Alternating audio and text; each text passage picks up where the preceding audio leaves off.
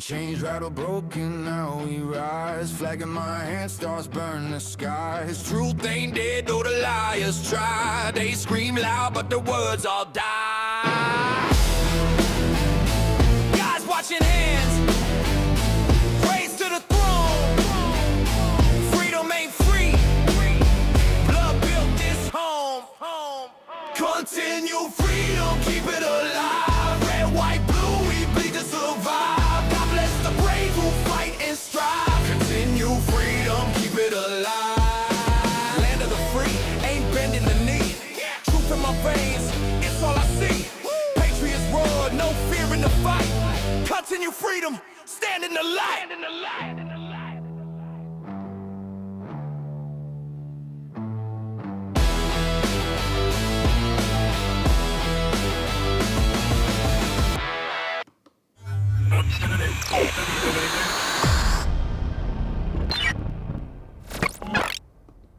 Okay, welcome back to Continue Freedom, guys. Thank you all so much for being here. Whoa, that looks like that audio is very loud.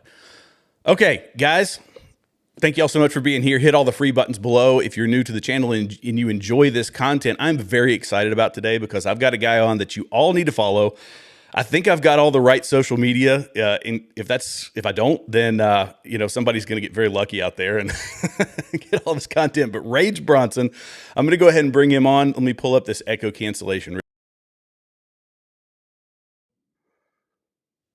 We got the man, the myth, the legend, the great Rage Bronson on the show today.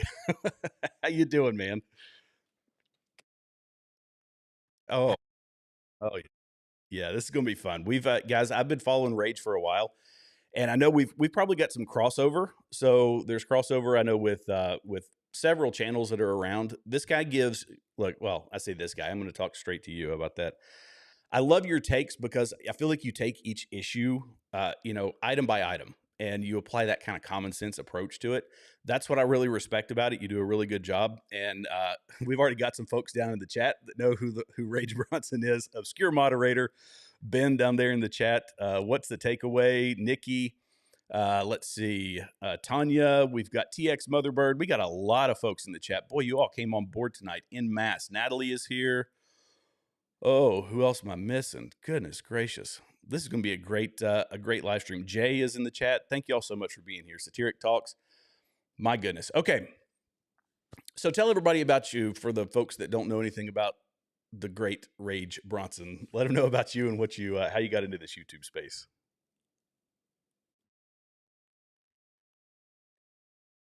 Uh-oh. No sound. Okay. I was worried about this. Okay. Try it now. How's that working, chat? Is there audio now?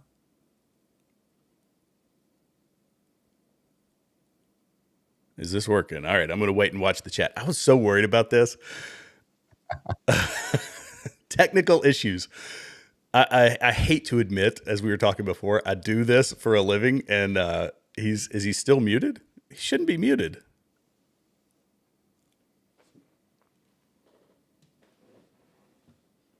Let me know. It's okay, good now. Now we're getting a thumbs up. Audio is good. Okay, I'm just going to leave it as is. I ain't messing with a thing. Oh, goodness gracious. Okay. Yes. So how I got started with YouTube, right? Yeah, that's where we were going. Yeah. So I initially got started with YouTube. It was just a hobby, just screwing around, right? I was making gaming content, but more so like I've just always had an interest in editing. I've done, graphic design and stuff for a really long time. So I was always interested in it. Didn't take it serious at all. Didn't care. It was just fun. And then 9/10 happens. And I'm seeing all of these crazy conspiracies starting to come out. And I had a feeling that we were going to see that, but I wasn't sure. So anyway, all these conspiracies start coming out, and I don't see anybody really like pushing back on the conspiracies at all. So I was like, you know what? I'm going to do a video with some opinions, and we'll see how this goes. And the first one I did, I think it was calling out Range Day Bros garbage. And I think I got 30,000 views on that video. Wow. And not one comment was favorable. So I was like, all right, we got something here. We got something here. Those are good. And you know what I found?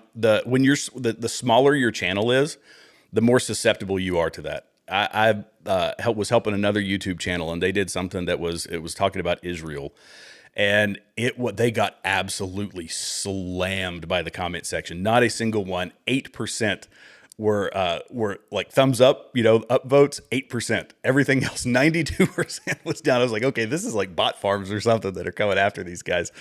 But I feel like that's the case. But it's great to have a community and to share communities between other folks. That's what I love about live streaming is I'm getting actual feedback from actual people. I'm sure there's some bots that make their way into the chat, but we can talk about these big issues, and then folks like you and I can sit down and have conversations where places we disagree, and we might talk about that because I know that I was in your chat talking about Joe Kent. But before we get started, let me go ahead and bring up a little bit of Merca here. This is a little bit of Merca.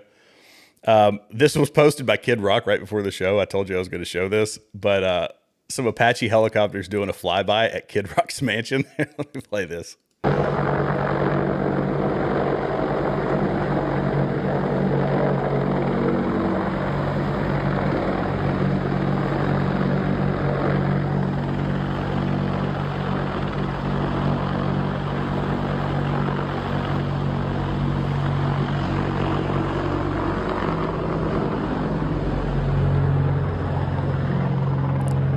Have you ever had the pleasure of seeing one of those things live? No. Oh. No, that would be amazing. Such an amazing piece of machinery. My job when I was on active duty, for the first 5 years, I was a fire support officer, and our job was to coordinate close air support, CCA is what they call that, artillery, anything that was flying through the sky, to coordinate that for all the infantrymen on the ground. Those things are just, they're some amazing pieces of hardware. Anyway, there's a little bit of America for you. Hey, everybody, I see we got a lot of great folks down in the chat today. All right, so Steve Bannon at CPAC. Let's go ahead and get into the main topic. There was some stuff flying around on the internet, and we were kind of talking about it pre-show, attendance issues at CPAC this year. And I saw somebody said scam pack or something like that down in the chat, in the, the live chat. People have been saying that attendance was an issue because folks like J.D. Vance, Donald Trump, they didn't show up. Elon Musk, who was there last year, also didn't show up. And what spurred it on was Steve Bannon actually having to mention this in his speech, which we'll look at this in a minute, how it kind of fell flat. But listen, people are sitting there going, oh, this person didn't come, this person didn't come. Yes, there are many great people that couldn't make it. Either they didn't want to come or they're tied up running wars and looking after the country. It doesn't matter. You came. This is the power of this movement. The only way we're going to win in November. So he's having to play apologist for it. The crowd, this was actually the first clip I saw was this one right here. And then I'm going to shut up and get your opinion on this, what you think about the state of MAGA. But this was the clip that folks were playing saying, look, there's not even anybody here watching Steve Bannon. Let's play this. What's important, then we're going to lose the country. Fight on.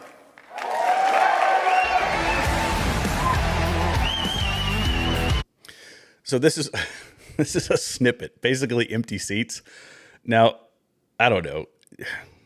Is this enough evidence for you? Is this proof to you? What's your take on the current state of MAGA, of the conservative movement? I gotta be honest. I feel like enthusiasm for midterm elections isn't generally all that high to begin with, ever. Now add in what people's perception is of the Trump administration completely fumbling the Epstein files release, right? If we go all the way back to Pam Bondi and that whole, I don't even know what you want to call it, theater of, look, we got the binder with all of the Epstein files. That was a complete nothing burger. And then it's, oh, don't worry, we're going to release them. There's a list. There isn't a list. The list is coming. I think that's just, I feel like that's really put, I don't even know how you would want to say it. People are not enthusiastic to go out and vote in the midterms, I don't believe. Yeah. And I don't know if I would blame Steve Bannon for that. You know what I mean? Yeah. I think it falls on Trump. Yeah. I think you're 100% spot on with the Epstein release. That I had so many criticisms of that, how all that was released. It was you're 100% right, dude. It was complete political theater, and this is kind of what a lot of people, I could see it down in the chat as well. I'm going to try to not, I sometimes get distracted by the chat because I want to hear everything that everybody's saying.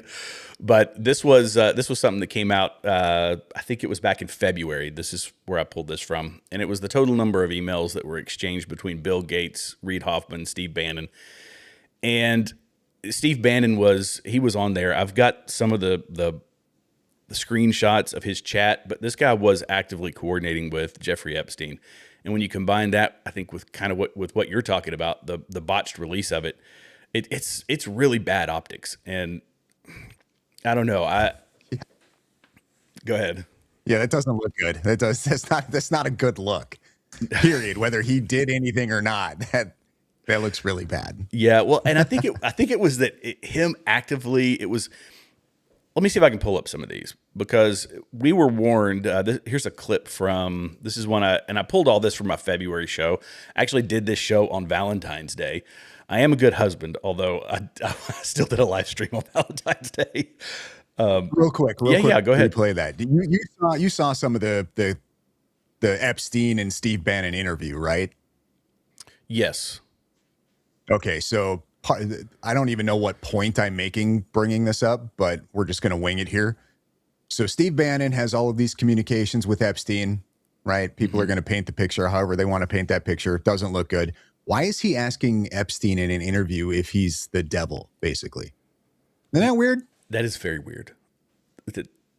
Well, I guess because that's what people are implying, that he's the devil or satanic. And I mean, what he was doing was satanic. I mean, that's evil. That's spiritual evil that a lot of people can't comprehend. But yeah, I don't know why he would ask that question. The whole thing was, my assumption was he asked that question to try to get him to respond that he wasn't, because that was part of his whole revitalizing his image tour. So that's what all the text messages showed, that we need to revitalize the Epstein image. And I don't know why you would embark on that endeavor at all. Like it, you know what I mean? Well, Epstein's response to it was even Epstein was like, well, why would you ask that question? Like, what do you mean? Yeah, I couldn't. I'm trying to think back to the interview. I don't remember all the specifics of it. Maybe I could pull up that clip of it. I'll see if I can find it on X. But this was Roger Stone back in 2018, I believe, when this clip was. Let me play this one real quick. But the question is, and I'm going to let Jacob take over because I really am running out of steam. Why would somebody who is allegedly a nationalist, somebody who's allegedly against the globalists, somebody who's allegedly pledged his loyalty to the president, meeting with a man who, according to the Miami Herald, only recently was caught trafficking 80 underage children of both sexes to his pedophile buddies around the globe? Why would you meet with such a person? What productive purpose could you have sitting down in the home of such person if you weren't begging for money? So those conservatives, those nationalists, those Trump supporters out there who think Steve Bannon is a good guy, Sloppy Steve is in bed with Jeffrey Epstein. You need to be asking him why. I mean, it's a pretty interesting forethought. He saw it, and we're kind of in that position where we don't swim in these circles. We're just seeing it from the outside. So all we can do is take the data that's thrown in front of us and do the best job analyzing it that we can. When, somebody calls this out before it became a big deal, like it did back in February, I don't know. I'm sure there were people, and this is, again, pure assumption, that there were people who came out in Steve Bannon's defense. And, now that the Epstein files, what we've gotten that's usable and not redacted, shows that he was clearly coordinating with him. I think this is something that the internet has picked up. This is my opinion, has picked up and run with it, because we're in this phase of trying to weed out the grifters, as I call them, weed out the grifters from MAGA or the new conservative movement, whatever it is you want to call it. I don't know. What's your take on this? No, I tend to agree. Right there.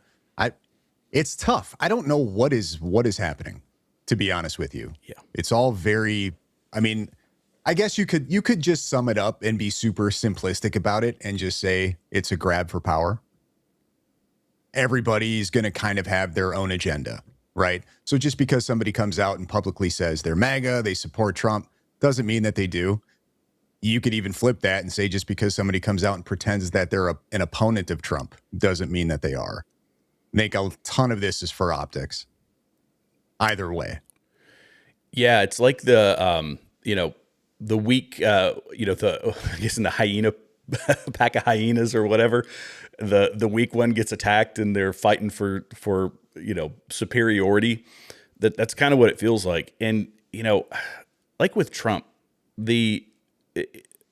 from the time after his inauguration, it took so little time for people to come after him and to start turning on him. And I feel, I say feel, I hate using that terminology, but it seems to me that a lot of folks, and I go hard against MTG, and of course I talk about Tucker Carlson and, of course, Candace Owens, you pick your poison.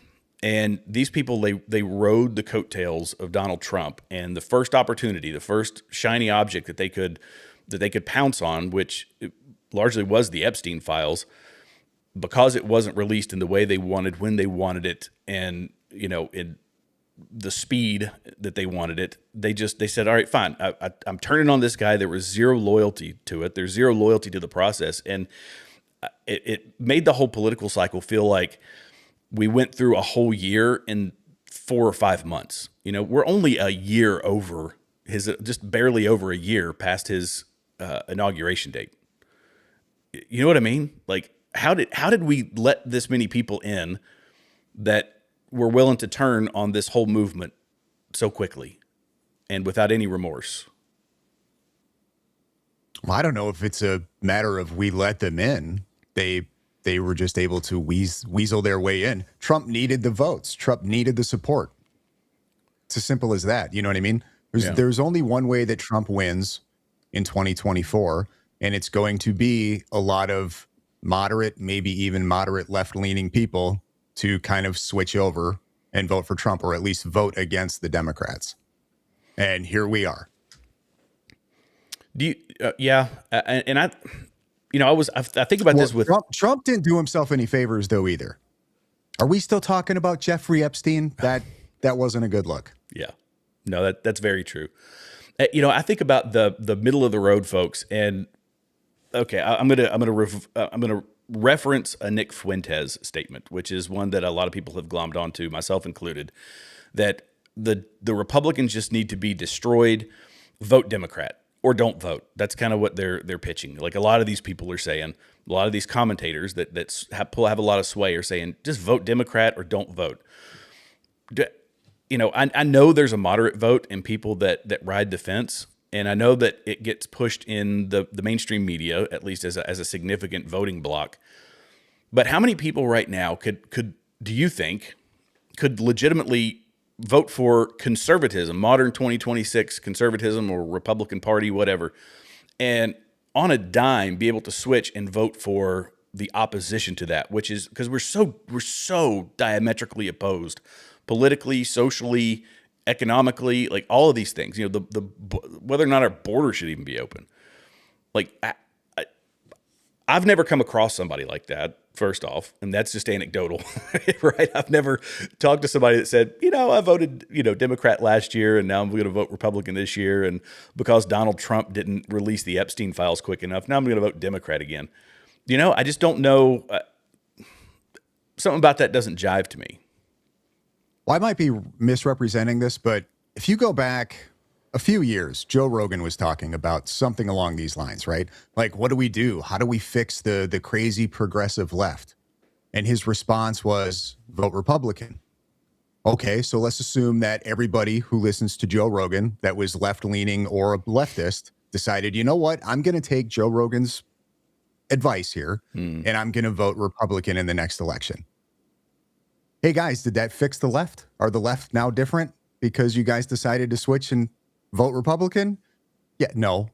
So, no, Nick Fuentes, come on. Nick Fuentes says things to get views. You know what I mean? Do I think he really he might want people to go vote Democrat, but the premise is retarded. It's not going to change anything. You're not going to show those darn neocon Republicans that you mean business by voting Democrat. They're just going to try harder, or they're going to lie to you more in the next election to get your vote back. Like, this isn't, have we only been paying attention to elections for the last 10 years? Like, what are we talking about? Yeah. This is the political game. It's been the political game since I can remember. You mentioned Joe Rogan, so I actually had this headline. This is from the Post Millennial. It's actually kind of taken it out of context, to be fair. You know, he was talking with, I think it was with Dave Smith. I was watching the clip. Yeah, it was with him and Dave Smith. Dave Smith, who's another, I don't know. I won't get started on Dave Smith, but these are the comments that he made. Let's play this real quick. Is Make America Great Again? I don't care. Then But fine. that phrase sucks. Here's the thing. Like, first of all, America is great. Make America greater, I'm down. But make America great again, and then it becomes a movement of a bunch of fucking dorks, because a lot of them are dorks. A lot of them, these really weird, fucking uninteresting, unintelligent people that have got something they cling to, and there's a lot of people that are just real, genuine patriots, and they're all lumped into this one group, and you got to accept the dorks too. Fuck that. Yeah. He's got one of the dorks on his show that was essentially accepted. What is he talking about? Exactly. we welcomed in, you know, I think it's like we need to have our guard up a little bit. People can come out and the commentators are going to say what commentators are going to say, and people could say, oh, well, yeah, I kind of on board with MAGA. I'm on board with this, that, and the third. But look, Dave Smith is, I'm trying to think of the best word for him. I want to say coward, but that's a really bad way to phrase it. Dave Smith is a guy who comes out and says, you know, as an example, him and Coleman Hughes. Did you watch that debate between him and Coleman Hughes? No. Oh, it was a brilliant dissection of the whole Israel-Gaza Palestine issue. And Dave Smith, when he would get backed into a corner, his response is, well, hey, I'm just a comedian. It's like, no, dude. You can't come out here and hit every single major podcast on the podcast circuit making this impassioned argument about how with genocide and the Israel whether or not Israel should exist, and to the nth degree, he takes this thing to the extreme. And then when you're backed into a corner by somebody who knows more, say, oh no, I'm just a comedian. No, you're a commentator now, dude. It was Ben Shapiro said he's got the Guinness World Record for the comedian with the fewest jokes ever told. So yeah, and we let people kind of glom onto it, which is fine for a political cycle, I guess, and to help people get elected. But this has to be a principled movement. And, CPAC used to be, I don't know, it's where everybody went to talk, kind of getting back to the whole CPAC deal. CPAC was where all the major political players came to express their opinions and to give their policy perspectives and so on and so forth. And it looks like after, all the footage that I've seen, that it was just kind of it fell off a cliff. It was poorly attended. And I guess people are starting to equate it with the uniparty. I don't, I keep coming back to this needing to be more than just politics. It has to be for lack of a better term, that's a bad way to put it. It can't just be political. This is an ideological change that we have to make. We want to get away from the uniparty. We have to get back to the core principles of our nation. I'd say Judeo-Christian principles, but it just a one election cycle, whoop-de-doo. We can't just say, well, we got to win the midterms. We need to, but we got to win the midterms. We have to win 2028. We have to win 2032. This has got to be a long-term change. And what are we going to rally around? And we're not going to rally around, fun political talking points. We got to rally around something bigger. Maybe I'm making too big of a deal out of it, but I don't know. What do you think? No, I think the problem isn't politics. The problem is culture. And we're not going to be able to change culture with politics. That's not how that works. If anything, what I don't know. I'm probably going to get this wrong. What's that saying? Is it politics is downstream from culture. Yeah, politics is downstream from culture. Culture is downstream from worldview. Yep. And there you go. Yep. That's what's got to change. Yeah, they've merged. I talk about this to the folks that have watched this channel for a while. They know that I've talked about how we have merged politics and culture. If you think about young people today, in fact, I could play some of this No Kings stuff, although it's a lot of geriatrics as well at these events. It's pretty hilarious.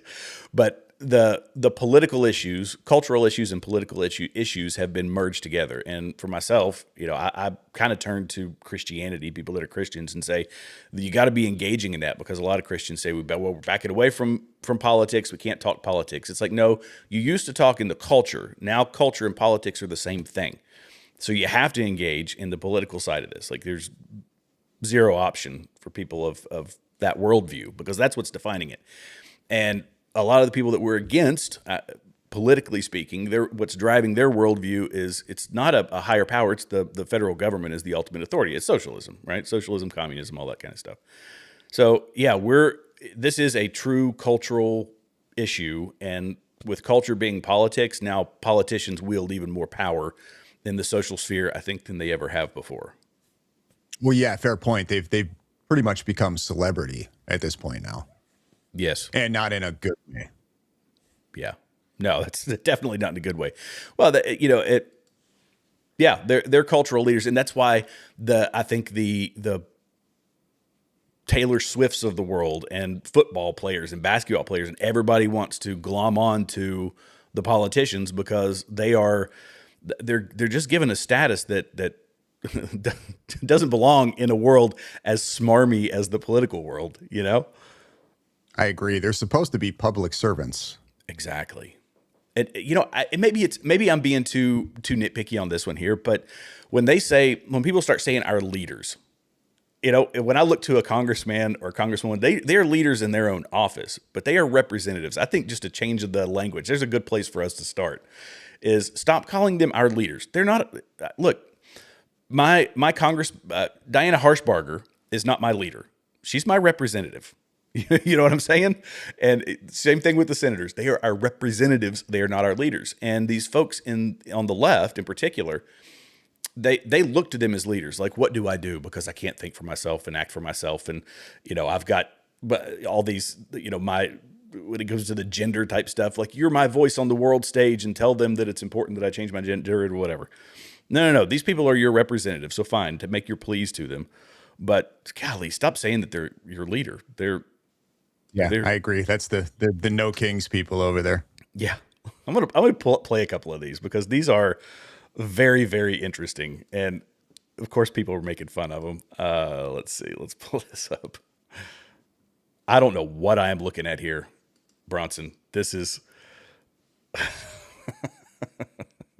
what does No Kings protest mean? I think it means that the Dow is over 50,000. So that's what we should be paying attention to right now, okay? But really, we're sick and tired of this administration and all the wrongs that they're doing. It makes us sick. Most American people feel the same way. We need to take to the streets and do something about it. We're out here making fun of these insane people that currently have power in the White House, because you have to clown fascists. They hate it. It hurts their ego, and it gets people going. So the crazy people are the ones that, granted, there's some crazy people in DC, but I saw this and I was like, what am I watching here? Like, there's a mental health crisis. What is she wearing on her face? It's like, I think that's cute. It's like a mask or something, dude. I don't know. Is that like a football helmet face mask? Yes. That she's like kind of rigged up? Yeah. It looks like this other person has a leash on her. Oh, what? Yeah. Yeah. Here's another one. Let me see. I've got some more in here. This one was hysterical. There's a man in this crowd dressed up with, we'll talk about that in a second.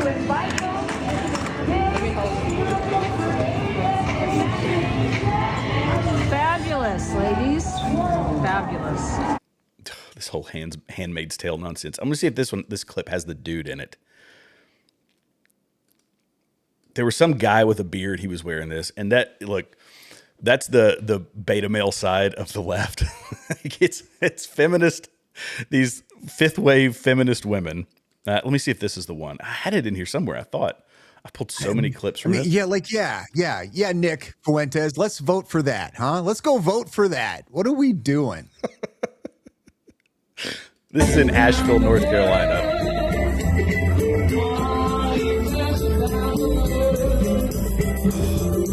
This is relatively close to where I am. I'm not in North Carolina, I'm in Tennessee, but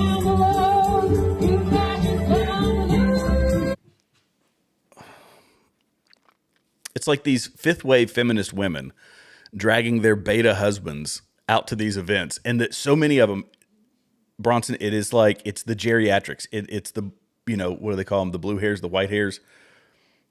This is not a youthful crowd. Like, I'm sorry. What got the boomers so ticked off at Donald Trump? Why are you still ticked off at Donald Trump?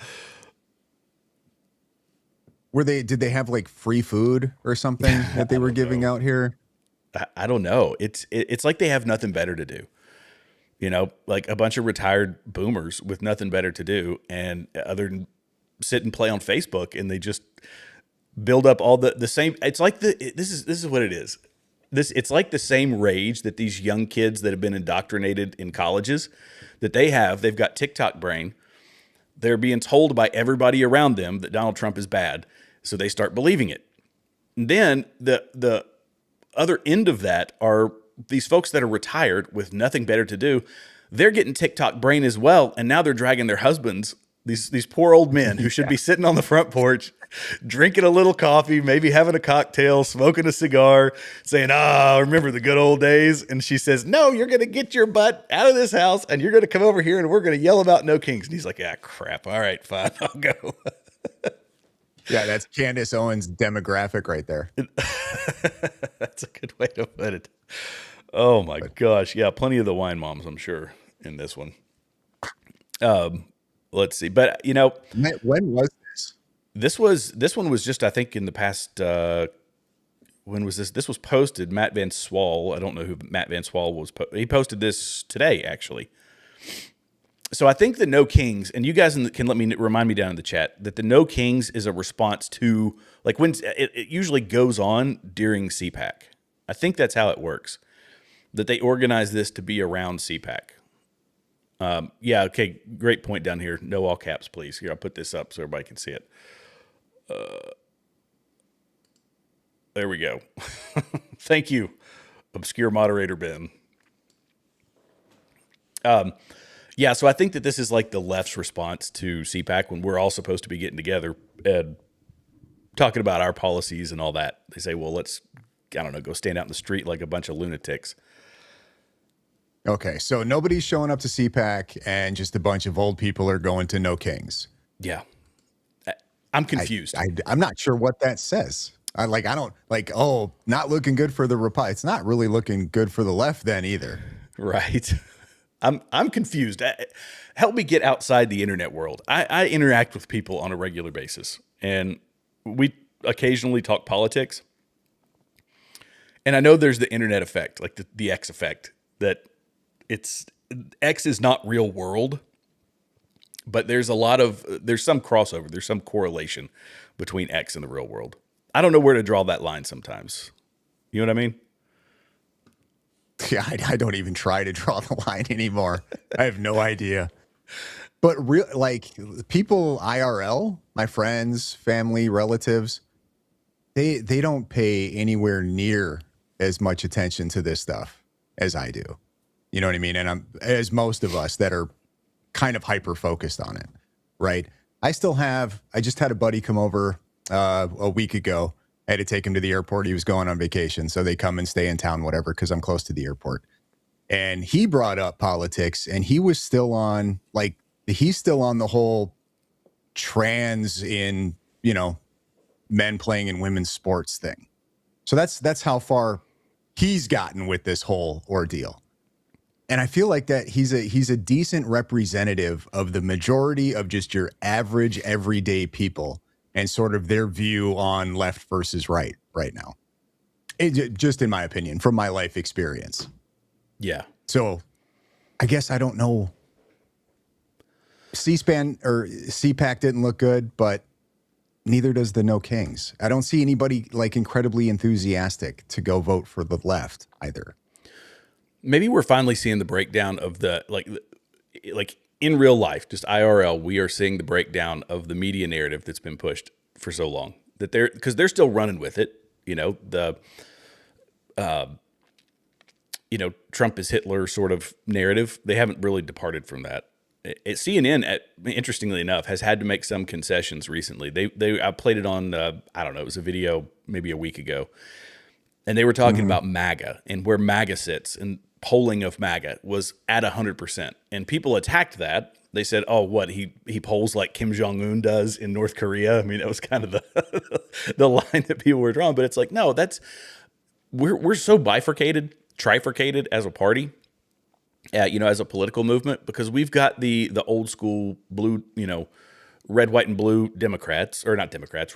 We've got the unipartians, the Bush era Republicans. Those still exist, which I guess would be kind of moderate now. We've got the new wave conservatives, but then we've got this weird anomaly that I couldn't predict it. I didn't predict it, and I'm still kind of shocked by it sometimes, of the complete isolationist, claim to be conservative, but still have some pretty left-leaning ideas. It's an anomaly. I put Marjorie Taylor Greene into that category. I put Nick Fuentes into that category. That it's, they were rah-rah MAGA. They're America First. That's what they call themselves. Some people are America First, but not America Only. But they're like America First and America Only, complete isolationist. I didn't see that. I don't feel like I had many indicators of that up until the past, 6 months ago. Did you? As far as them being isolationists? As isolationist as they are, yeah. No, I think any like big talking head that's pushing that narrative or trying to come across that way, I think they're just grifting. That doesn't there's no way that these people can think that being an isolationist would be good for America. It just wouldn't. Yeah. So I just don't believe them. I think it's a grift. I think they know that there are people who are, what's a good way of putting this? Ignorant enough to believe that somehow isolationism would be good for the United States when it wouldn't at all. Just on a resources basis. We're you know what I mean? We're on a piece of land away from a ton of resources. We just wouldn't be able to survive very well being an isolationist. Yeah. Well, and we kind of put ourselves in a position, post World War II, where we're spread out all around the world. We got to protect whatever we've got out there. And I forget who was making the point. They were talking about the Israel situation, and Israel and Iran and us and the conflict that we're in right now. And they made a valid point. It might have been Konstantin Kisin. I can't recall if it was him or not, but nonetheless. They said, yeah, nobody seems to have an issue with us protecting Europe, which is what we do with all of our military bases in Europe. They cost billions and billions of dollars a year. And even I think he was the PM for, who was it? Oh, what country? Chat, let me know who it was. I don't think it was France. But he basically was trying to say that they could survive without the U.S. help. And this is in a speech to the World Economic Forum. And they said, oh, we don't need the U.S. to help protect us or to keep us safe. And then in that same speech, he said, oh, no, we could never survive without the United States helping us. Not to mention, when it came to the Ukraine war, that was what the Europeans were talking about, getting assistance from the U.S. for that. And we stepped in and committed tens of billions of dollars to that. And the Democrats and a lot of other folks, they were wearing the pins, they were waving the flags for Ukraine. But for some reason, this situation in Israel or in Iran is different. And it does threaten a lot of our bases in places like Syria and Saudi Arabia and all that. But yeah, I don't know. I haven't heard Marjorie Taylor Greene or anybody else's comments on us having bases in Germany and around Europe. Have you? No, of course not. Yeah. But it's true. Like pure isolationism that's seeking destruction. It's kind of like the conspiracy theory thing, although it's somewhat different. But if you believe everything's a conspiracy theory, you're low IQ. If you believe nothing is a conspiracy, if you believe in no conspiracy theories, it's low IQ. It's kind of that way with the war. It's like either you think that being a war hawk that's low IQ nonsense. That's what Lindsey Graham is. or you are a complete isolationist, and that's stupid. It's stupidity as well, right? So we've got to find some happy medium, and I don't know. I just didn't think that would be what would break apart our party. We said no foreign wars, and that's something I wanted coming from the 9/11 generation and doing my deployments. And I said, oh, they suck. I don't want a forever war. But we jumped to it like within 3 days. They're like, forever war. And it's like, we're 3 days into this. It's not a forever war yet. It's a conflict. Well, they did the same thing too with the 12-day war. As soon as that popped off, it was, oh, this is it. We're in a forever war. Here it goes. And then it was 12 days. Granted, we're back, right? So here they are running back again with the forever war argument. One thing I did want to point out, it makes me a little concerned to see CNN like putting up positive polls for Donald Trump. That makes me a little concerned, because I would assume somebody, maybe even Trump himself, is watching that stuff. And I worry that that's, I don't know, some type of manipulation to make him think that he's actually doing well and everybody loves Trump right now. And it's all just static, and there's really no opposition. Donald, you're doing great. Keep doing what you're doing. So I worry about that a little bit. That's a fair point. I for somebody who I have zero trust in the mainstream media. And yeah, I've said that before, but I guess we take it with a grain of salt that, okay, fine. CNN is saying that. Do I think it's 100% accurate? Maybe, maybe not, but yeah, just be wary of it. So that's a valid point, though. Trump does watch all that. He keeps such close tabs on everything in the media. Anytime anybody says something nice about him, I'm sure he's brushing his comb over back like, yeah, that's right. Of course, yeah. I mean, it's no secret he's a bit of a narcissist. So did you see what Jake Tapper said about me? He said something nice. Oh my goodness. Let's see. I'm gonna skip past this one. So I'm trying to think of a good way to close this one out. Well, actually, before we move on to the Candace Owens piece and the Gary's conversation with Costello, Zach Costello, right? Did I get that right? Zach Costello? Yep. Yeah. Is over on our side, did you see this? This is really funny more than it is anything. A lot of the big name folks we're getting pretty immature over here. Like, this is getting a little silly. People go to Megyn Kelly, and some people went to Mark Levin. Have you seen this spat that they're having?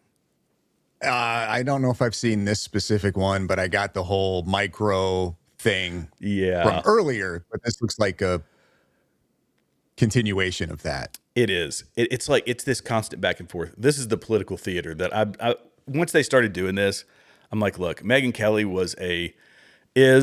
still has the ability to be a valuable resource, I think, at some point in the future. But she has turned this weird corner where now she's making these silly jokes. And Mark, I've never been a Mark Levin fan. I don't like his delivery. I've never really liked his content. My parents hate that because they love Mark Levin. They love, some of the old school Republican voices.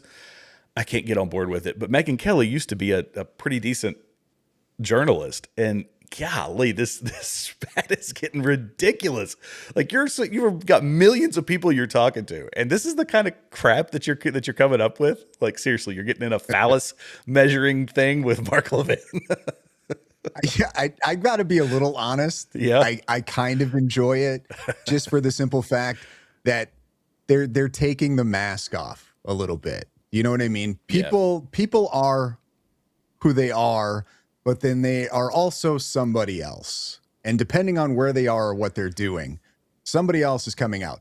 We're finally starting to see people take their mask off a little bit and show us who they really are. I'm totally okay with that. Yeah.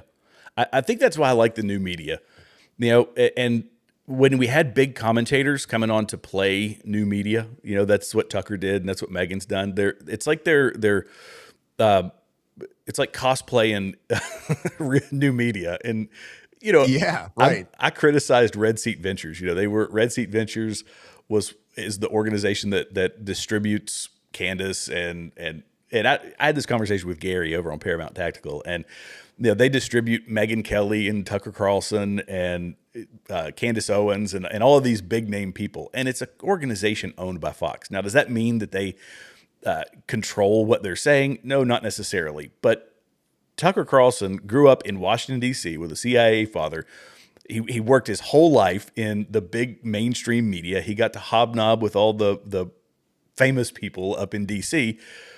Like a zebra doesn't change his stripes that much. It's like he took the bow tie off and started wearing flannel and goes pheasant hunting, and now all of a sudden he's a common man, and he's new media. And Megyn kind of did the same. I'm on my own. It's like, yeah, but you're like when push comes to shove, you're really back in the old school talking points. You're back in the old school politics.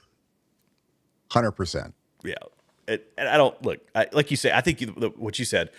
That this is them taking their masks off, I think that hits the nail right on the head. We're able to find but it. You can see how fake they are. You know what I mean? Yeah. Which is great. Totally all for it. Expose the grifters. Yeah. Well, you can, it's cool. You can, it's interesting because people can, I guess on a really well-produced show that is all run off teleprompter, you can really change the character of who you are. And that's why I like live streaming when you're not 100%. scripted. It's like, here's what it is. And it's okay to, I think some of the best words that we can say are, I don't know. And I say it frequently. I'm like, I just don't know. I don't know how to interpret this. Here, everybody in the chat that's watching, this is an issue. Don't exactly know what this means. And that's kind of what we're saying right now is like, I don't know what exactly is happening in the Republican Party. That's authentic information. Somebody coming out and giving you a script right off the RNC printing press or off the DNC printing press. You're getting the same big media slop that you were getting before the new media was a thing, That's my take. I try to preface everything I do with me just making it clear that I am incredibly stupid. And when I see people, what seems to be a really large majority of people that are far dumber than me, that really scares me. That's true. That's true. All right, let's get into some of this debate. 3 hours. My goodness, 4 hours. I'm sorry. The whole stream, I think, was 6 hours. Gary over at Paramount Tactical, he had on Zach Costello. And if you guys don't know who Zach Costello is, I had no clue who he was. I'll be honest. Did you know him before his Andrew Wilson debate? I didn't know him, but I had seen a few people on X talk about him and bring him up. Okay. But I still don't know who he is other than a complete idiot. But that's an apt description right there. So this is one of the first clips that I saw, and I'm going to play this because he went on with Andrew Wilson, and they're debating the Candace Owens stuff. So I'm going to play this clip, and then we'll get into a few timestamps from the very long marathon live stream that Gary did with him, and we'll talk about it. Because before it was he's not the lone wolf shooter. Now it's I'm not sure if he shot him or not. The state says that he shot him. Are you refuting that or not refuting that? I'm skeptical of that. What does that mean? I don't think you can say.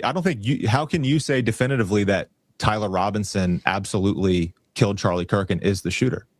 Well, when you say definitive, when you say Andrew, can you definitively say that? I can't definitively say Superman's logically impossible.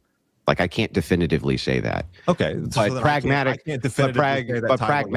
I can say pragmatically, right? Superman is impossible. When we're discussing this, I want to know specifics. If you're not claiming that Robinson was the sole actor, that's a different claim than Tyler Robinson didn't shoot Charlie Kirk. So let's be very specific.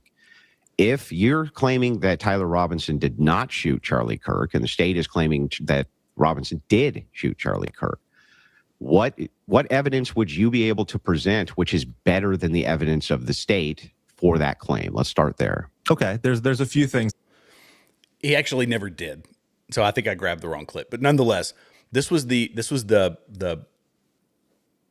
Gary battled it out with him the other day. And when I saw this, Andrew Wilson absolutely wiped the floor with this guy. But it's always back to evidence. Give me the evidence. Give me the proof. What evidence? Evidence. Evidence. And they never do. It's this whataboutism. This, we were kind of talking about it before the show. People saying, here's the thing that this. I'm trying to think of one of the common ones now. It's escaping my mind. Egyptian planes. The Egyptian planes. This is a thing, right? There was an Egyptian plane, and it was plus or minus 3 days in a 50 to 100 mile radius of this particular school. That's suspicious, they say. Well, wait a second. There's secondary and tertiary information behind all of that. How many planes? What facilities was it flying in and out of? Who are the people that were on that plane? When was it in the specific time frame in accordance with the the assassination and all these things that took place? They never look past the one weird thing that some random person said. And when you press them on it, they say, well, I think we have to look at this holistically. We have to look at all the information, at all the data. It's like, no, you kind of don't, because this is evidence versus proof. And that's what Gary was trying to really drill into that guy's head. And it never computed. I felt so bad for the people that spent all that time looking into the Egyptian planes just to disprove her. Like, I'm glad that they did it, but I have so much pity for them. There's no way that could have been an enjoyable time in any way, shape, or form. As soon as she dropped that whole theory about the Egyptian planes, because I can't remember the guy's name, but I'm pretty sure she sort of took it from him. He was on X. He was pushing the Egyptian plane theory. There was another spy plane, I think, that was in the area or something. And then he was also the one to first start pushing the drone thing. And then just like 30 or 35 days into it, he just completely stopped posting on X. I forget his name off the top of my head. If anybody in chat remembers, feel free to poke it in there. But can you see the chat, by the way? Over on your... Sorry, go ahead. Yep. As soon as I heard her bring that up, I was like, oh no, she took it from this kooky conspiracy theorist over here, right? And so I'm just operating off of default, going, okay, this is dumb. But I'm really glad that people took the time to disprove that, because I wouldn't have spent 10 minutes on it. I'd have just been like, okay, this is retarded. Candace, you're stupid. What's the next one you got? I'm an Excel junkie. So I love data. I don't know why, but this is how bad I am, Bronson. I actually went into the first COVID spending bill. This is how I got started with videos. Is the first COVID spending bill. I thought this is massive. There's got to be so much pork in here. I downloaded the PDF. I did a search 000,000,000 because the government's too lazy to round to give exact figures, so they just round to the nearest million or whatever. And I started searching it, pulling it down into Excel spreadsheets and laying it out, like spending and all. Like this is before we had access to AI, which can do it now. But I was going through making these big elaborate Excel spreadsheets, and then I got burnt out and just like, this is too sad, because by the time I was through analyzing the data, they had already said, well, that was round one of the bill. Here's the updated version. I'm like, crap. Okay, well, this is literally going to be my whole life if I keep doing this. But so I can sympathize with the people. Well, I should clarify. I am definitely a data person. When it confirms my bias and somebody else did the work, I am a data person for sure. Aren't we all at that point? Oh, gracious. Okay, these are loose timestamps, so let me make sure I've got the right ones here. And I hope this all lines up with the stream, because I pulled them off the stream and then I downloaded the video. So let's listen to this. That is an admission by every reasonable standard. That is as the charging documents state, it's implied. It is not a direct confession. It's implied. If you went to your son and you said, hey, why'd you take another cookie? And he said, because I just wanted it, even though you told me not to take it. That is an admission. And any reasonable person, like, at least you can contest what the charging documents say, but don't sit here and be dishonest and say that's not an admission of guilt. That's an admission of guilt under any standard. As far as the prosecution goes, the burden of proof is on them to prove that Tyler Robinson is guilty. So they are going to do everything in their power in those charging documents to justify their position. Would you agree with that? No, because they're going to justify the position of the They need to justify their position for the burden of proof, correct? Sure. Okay. So even in that statement, they're not saying that it's a direct confession.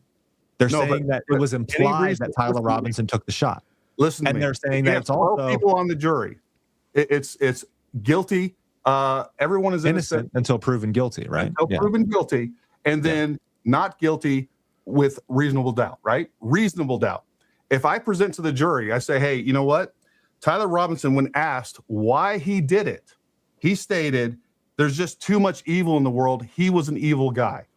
Every reasonable person on that jury would be like, that's an admission of guilt. Again, these are what the charging documents state. We will, as you have said, there will be more evidence presented in the courtroom, and we will see what these individuals have to say when they are on the stand under oath. And that will be extremely, obviously important and interesting information for us to get.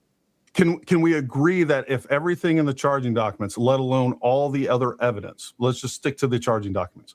If the evidence in the charging documents ends up being proven true, Tyler Robinson was the one that shot Charlie Kirk. If the evidence in the charging documents ends up being 100% verified as true and additional evidence is added, like you mentioned, like the screwdriver and the DNA on the roof, that's actually not in the charging documents. So the charging documents are actually missing important pieces of information that I think need to be verified and I mean, basically proven to us or proven to a jury to make sure that Tyler Robinson is actually convicted and that he did carry out this attack on Charlie Kirk and that he did so on his own and did not coordinate with any outside actors or forces. A probable cause affidavit by its nature is going to be enough to charge, not necessarily convict. They're going to add additional evidence and charges. Right. Evidence with that. I think you and I both agree. You asked me if only the charging documents are proven true. I mean, I would say that I think we need more than the charging documents to prove that it's true. The reason I played this one, go ahead. What's your initial response? Go ahead. I want to get. Nope. Go ahead. Okay. What I was going to say was, this is proof to me that. So this is part of the divide, right? Part of the divide and the breaking up of the conservative movement and the MAGA movement and so on and so forth is this. This is a piece of it. At least the ringleader for all this, who he's following and Ryan Mott is following and Stu Peters is following, all these other people are following. They've glommed onto it. The way he answered that question, when I heard it, I thought, this is never going to end. It's not going to end because this is when the trial actually takes place. When all the evidence is presented, when whatever additional evidence that isn't in the charging documents, whenever it's added, and then they finally get a conviction, it's not going to be good enough for them. So did you notice all the qualifiers? That was the thing. Well, if all the evidence in the charging documents and it's done in a way that I think doesn't show any of this and what I don't like, it just went on and on and on. It's like, okay, I get it. This is never going to end. They have hitched their wagon to this crazy train, and it's just going to keep barreling down the tracks at 100 miles an hour. It's never going to end. I agree with you, but I do think that if we do get a trial and we do get to see all of the evidence presented by the prosecution, and they do prove the case against Tyler Robinson and he is convicted, I do think they are going to lose. They're not going to gain support. They're not going to gain followers. I do think that they're going to retain a bunch for sure. But they're also going to lose a bunch. We saw this with Alex Jones and Sandy Hook. We've seen this a few times over the years of all these conspiracy theories. It'll eventually fade out. I don't think it'll ever go away. And I don't know how popular it will stay if all of those things happen with the ending result being a conviction of Tyler Robinson. But I do think they'll lose some steam with it. They'll have to find another grift, or at least something that they can tie into this as well. You know what I mean? Like they may, who knows what the future holds, but it might go back and it might just be a data point for them to bring up into an additional conspiracy that they're talking about later on down the road.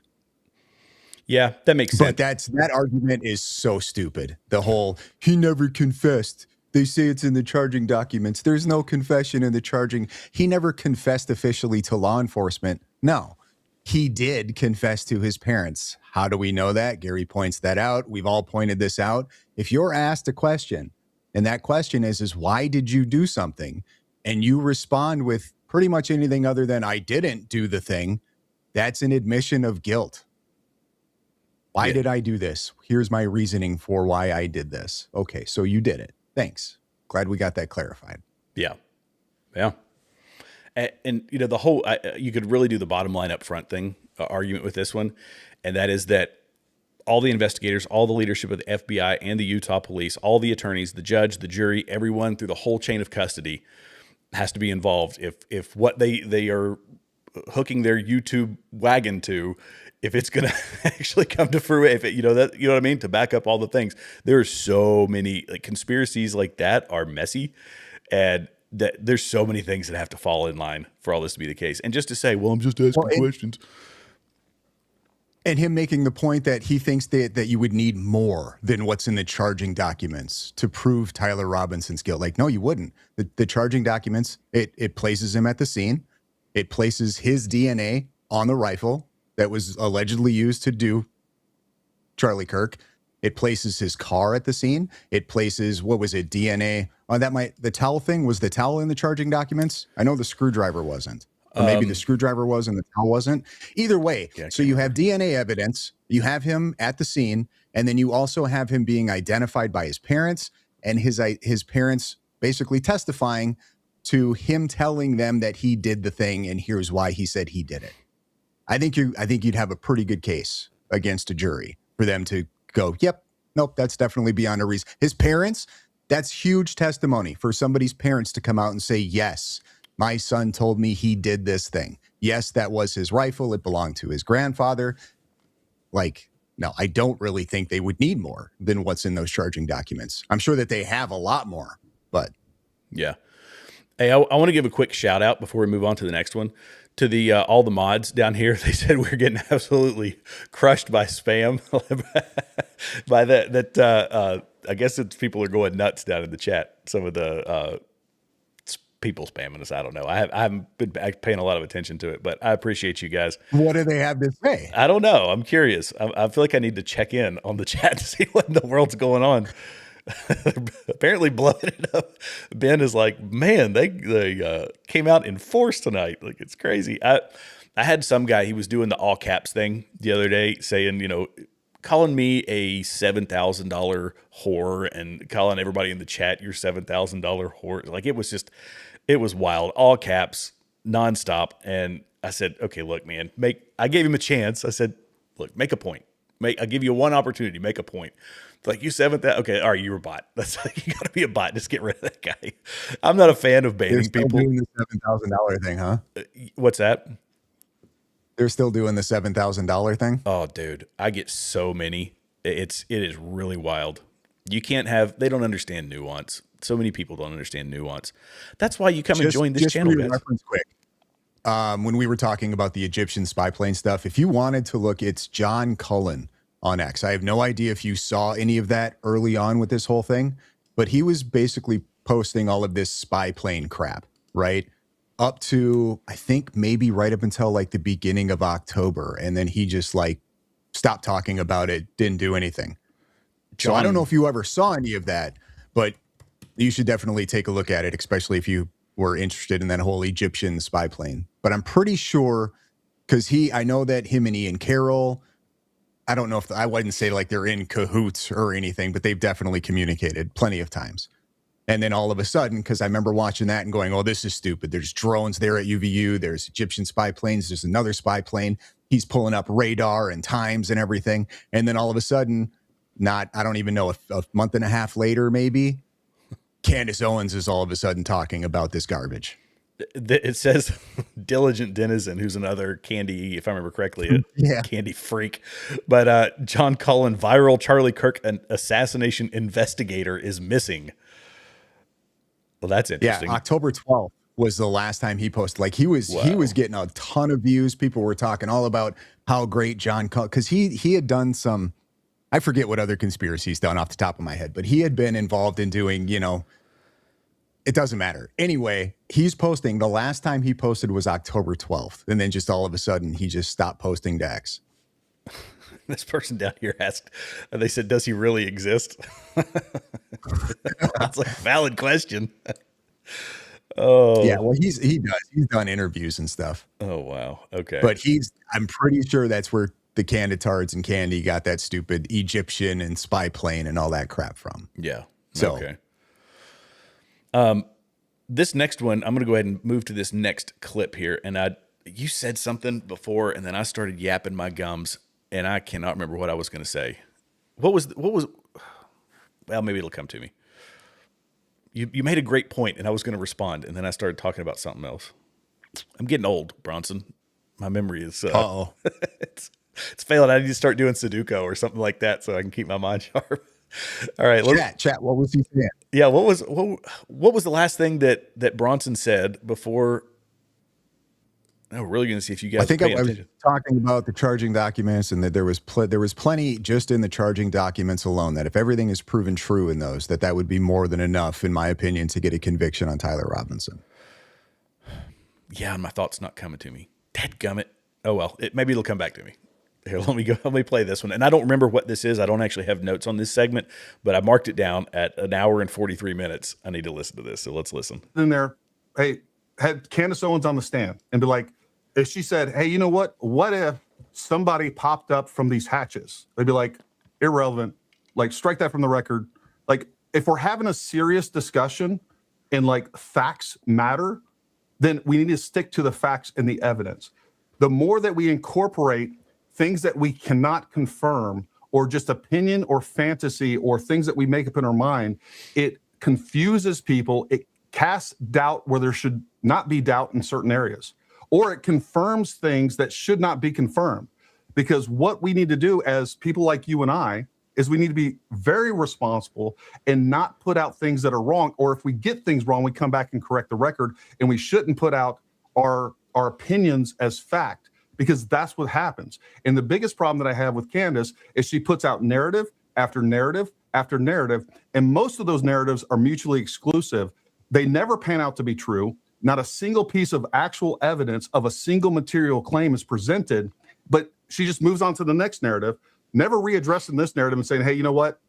Based on this new narrative over here, I don't think those people that I was accusing of murder and their lives were destroyed and their reputations were destroyed, I don't think that they're actually guilty now. But she never does that because she doesn't care. She has certainly gone back and corrected herself when she's been wrong about certain circumstances. Has she ever corrected anyone that she's accused of any of these things? She has not accused anybody of anything, though, Gary. She hasn't. She's accused them of lying. She's accused them of lying, of which I agree with. But she's not accused anybody of she's not specifically accused anybody of murdering Charlie Kirk. She has. This is almost a direct quote. She's accused TPUSA of being involved in the cover-up of Charlie's murder. TPUSA has been caught lying about certain circumstances of this case. It doesn't matter if they got caught lying. Like, first of all, that is subjective, whether or not you believe there's a lie. Number two, they could have had information wrong. I see this time and time again. When people get information wrong, they're lying. When Candace gets information wrong, it's just a innocent mistake. She was speculating. Look, this is how I know we're dealing with a next level psychosis. Like, she's never, regardless of all the content we've seen, when I saw that, because here's what I wrote down. I wrote down 1 hour and 43 minutes. What the hell? That was my only note. Give me your thoughts, Bronson. Give me your thoughts. Gary's response, I can see, by the way, he was like, I'm trying to be a gentleman. I'm trying to be a gentleman. Oh, I would have broke right there. I mean, I probably would have broke much earlier. Yeah. How far into this debate was this? This is 1 hour and 45 minutes. Oh, yeah. No, I would have cracked way before that. But I mean, right there is oh my God, you're fucking retarded moment. Like, there's no, you know what I mean? And you could see it in Gary. His reaction. It was just like, what am I doing here? He's not acting in good faith in any way, shape, or form to just be like, she's never accused anybody of anything. I mean, like, we're done. and there's more hours to this debate. Oh, bro! After that moment, oh yeah, there's another. Let's see, that's an hour 45. It went to 6 hours and 4 minutes. Gary does not have to punish himself like this. It's not necessary. I was watching it. I had to watch it in 2 parts. So I was watching. I was like, I really want to watch the rest of this. I had to go and do some more work, and I stopped. And then I started it back up again this morning and watched it the rest of the way through. And I'm like, how does I don't know how the guy does it. He is an absolute beast when it comes to this. That's the longest long form I've ever been on. But it was so full of, I mean, he was just like, he was on it. Not to blow a bunch of sunshine up Gary's backside, but it was good because this guy Zach hit every significant argument that has been made by her side, and he does it well. He does it a lot better than actually that Candace Owens does when he's trying to make a point. And but golly, after this one, I was like, okay, there's another one in here too. Let's see. 148. Let's see. I can't even remember what this was. I should have taken better notes. Sorry, go ahead.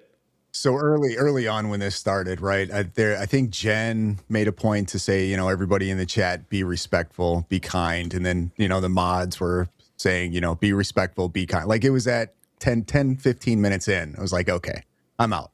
I'm not going to be able to be respectful and kind. So I was like, no, I'm out. Well, and there's that's kind of the dilemma when you see people, because that's why I do YouTube to begin with. Let me start over and say this is why I do YouTube to begin with, because I hate seeing my fellow citizens. They see somebody with good production value and a YouTube channel and millions of followers, and they assume that number of followers equals accuracy, and good intentions. And people on the left and the right do the same thing. Then you see the lemmings that kind of come behind them that glom on to people like Candace, and then they start growing and they start getting reach, and the algorithm boosts them. Yeah. Which this might actually be a good time to show those stats I was showing you before the show. That you could look at Zach Costello, and this is from View Stats.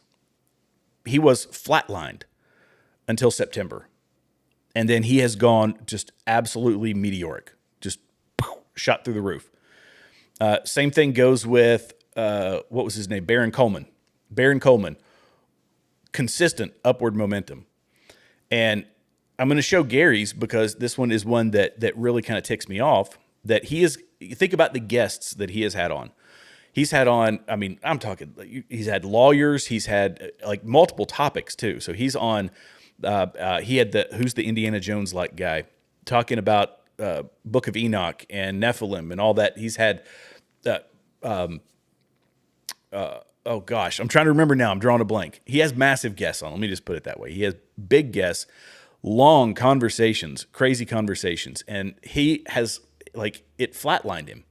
And this is intentional. And the reason I play this is because the algorithm is working against people like Gary, like our channels, and it is working for the people like Zach Costello because they are pushing the divisive message. Having an actual conversation and debating the issues, using the Socratic method, talking this stuff out, that doesn't benefit the left.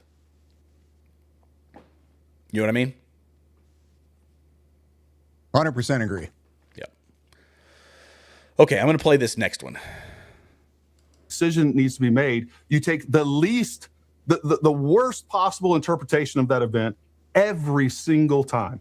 Can I at least can you at least just clarify? I need to know this from you. I need to know this from you. When Erica Kirk on CBS with Barry Weiss responding to the young girl asking about dating in New York City, when Erica Kirk says, when I lived here for 5 years, and I'm paraphrasing, but in the 5 years leading up to Charlie, I did not date here, which people say she did not date in New York City because she was being the type of person not engaging in the New York City drinking scene. She said she did not drink during this time frame. Okay. When she says that, yet she also then goes on a 2018 show, Bravo, and is drinking at a New York City bar on a date with an individual, whether the fact that it's on a reality show or not, she is on a date in New York City drinking alcohol. Would you say that that is being honest to the girl that she is answering right there? I would say that what you're trying to do, if I'm not trying to do anything. I'm just asking you straight up if you think it's a lie or not. Because what I just can't what I can't get to is just to get your. What's that? So using their own logic right there on how they attack investigations, I would make the argument, can you prove that that's alcohol that they were drinking on that reality TV show? Yeah. Like this is, we can play that stupid game if we want to. I mean, chances are it probably was, right? But can you prove it? I know that there's a lot of shows where they use props in place of alcohol. It's not real. It's apple juice or whatever it is. Mm-hmm. So can you prove that it was alcohol? Yeah. Yeah, like mocktails. Well, my thought was, having a cocktail, and they chose to take it very, very literally, which is, I'm not into drinking in the New York scene. Okay, well, having a cocktail on a reality show versus going out and getting slammed and being promiscuous are two very, very different things. Because there's plenty of people, straight-laced people, who will go out and have a beer and go home sober as a judge.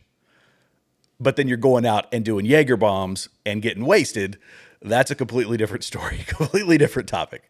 But they want to take it as literally as possible to say, see, there's a lie. And so that's the whole, evidence versus proof or preconceived notion that this matches my, even though I know, they probably know that it's like, that's not an appropriate way to approach that. That's me being dishonest or deceptive, but I'm going to do it anyway because boy, it feels good to feed that, little voice in the back of my head that says I want to be right. You know what I mean?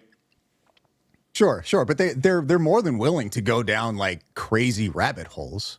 Well, go down that one. Can't you find people that were also on that reality show to corroborate that Erica Kirk was in fact drinking alcohol and that it wasn't a mocktail prop? Let's go. Come on, guys, do your work. You're investigators. Run that. There you go. Somebody made a point here down in the chat. I just saw this one. Khan says, you can't do 20 takes of a scene with alcohol during video shoots. Very true. But, well, you could. You could. You could. Somebody, who was it? It was a big name actor said that they were doing a scene and they said, normally they do whatever it is, something with caramel food coloring or whatever. It was just basically something fake that they would normally drink. And they said, no, hey, look, I got this great scotch. We're going to nail this scene. We'll go ahead and let's have a and they wound up doing like 5 or 6 takes of it. So he said by the end of it, they were just smashed and they said, no, can't do it anymore. No, this ain't good. Oh yeah. So you could do it, but I'm sure it's hard to remember your lines after a couple of them. But anyway, let's see. Here we go. This one's rich right here. This was at 3 hours and 29 minutes. My goodness, how in the world he did this. Oh, hang on. Let me pull this comment down here. There we go. All right, let's play this one. Sure. Yeah. Okay. Like, this shit happens. Like, I think that's just the whole point. And I guess when it comes down to it for me, like, here's the thing. Like, you said that when all this comes out, I will be right. And I guess that's where, with you and also too, like with Andrew Wilson, like, I guess my argument is like, I don't care if I'm right. Like, but I'm not trying to assert any conclusion in this conversation or from this entire investigation in general. Like, I just think it's important to look at all angles. And one of the things that has just driven me crazy with regard to Candace Owens in particular is the fact that early on she was coming out with very, what I thought, good and valuable, truthful information. And I'll tell you what. Go ahead. I was going to say, what got me was, I don't care if I'm right. Like, I take a great deal of, I feel a certain responsibility. I'm a small YouTube channel, but that doesn't mean that a video can't get thousands upon thousands upon thousands or tens of thousands of views. when this is like our words are like it's like a bullet, right? You can't unfire the bullet. You can, I guess you could delete the video if you want to. But when people are sitting there listening, I take a great deal of responsibility talking into a microphone. They don't. They don't. They completely absolve themselves of any responsibility. And I don't care if I'm right. Well, maybe you ought to, buddy. I don't know. What do you think? I'm really glad he admitted it. Really glad he admitted it. We know you don't care if you're right. We're well aware. We understand this is just a grift for you. We totally get it. That was one of the things that I really enjoyed about Baron Coleman early on, and he was willing to admit that too. When I called him out on his stupid theory about the microchip explosives that were sitting on the table in front of Charlie Kirk, when it in fact was clearly Starbucks tea bags. Called him out on it. His response was, I don't care, dude. Yeah, I know. Thank you for letting everybody know that you don't care about what's true, about what's not true. Appreciate it. I don't know how people can. I can't detach myself from that. I'm sorry, but maybe it's he said this guy claims to be. Well, you're Christian. not grifting, right? So, yeah, no, you wouldn't be able to because it's a grifter mentality. He claims to be a Christian. So, and I'm not one to question that. However, I feel like there's a certain moral dilemma here when you're talking about the doing the things that they are doing, making the implications that you're making. But that's hard to square that circle, you know what I mean? Yeah, to not care if you're right or yeah. grifting. Like, yeah, to say I'm just going to say I don't care if I'm right about or wrong about slandering this completely innocent person and accusing them of being involved or even planning an unaliving. Oh, you don't care if you're right about that. That's crazy. I'm going to keep playing this segment here because there's one more at 3:43. Let me keep playing. Attacks and the slander that took place early on against her were completely unfair and completely made up. There was legitimately a coordinated attempt to slander every word that was coming out of her mouth at the time, and that's actually caused me to actually pay attention to what she was saying, because her claims were proven to be true. Her claims were proven to be true during that time, and there were individuals who were just trying to slander and shut her down for the things that she was saying. Does Candace Owens have an impact, and do you have an impact on the way that people perceive the world and determine what truth, just truth and like even the political trajectory of this country? Yeah, I think every person does to some extent. Yeah. So therefore, I agree. And I agree that people are going to be impacted by what I say. And so for us to just say, like, we can just come up with all this stuff that has no evidence, we put that out, you are going to end up brainwashing people. Even because here's the thing, there might have been people that's, whatever it is. Like, Candace can say something today, and she didn't back that up with any sort of facts. It could be completely wrong. And then she changes her mind or even puts out a mea culpa later on.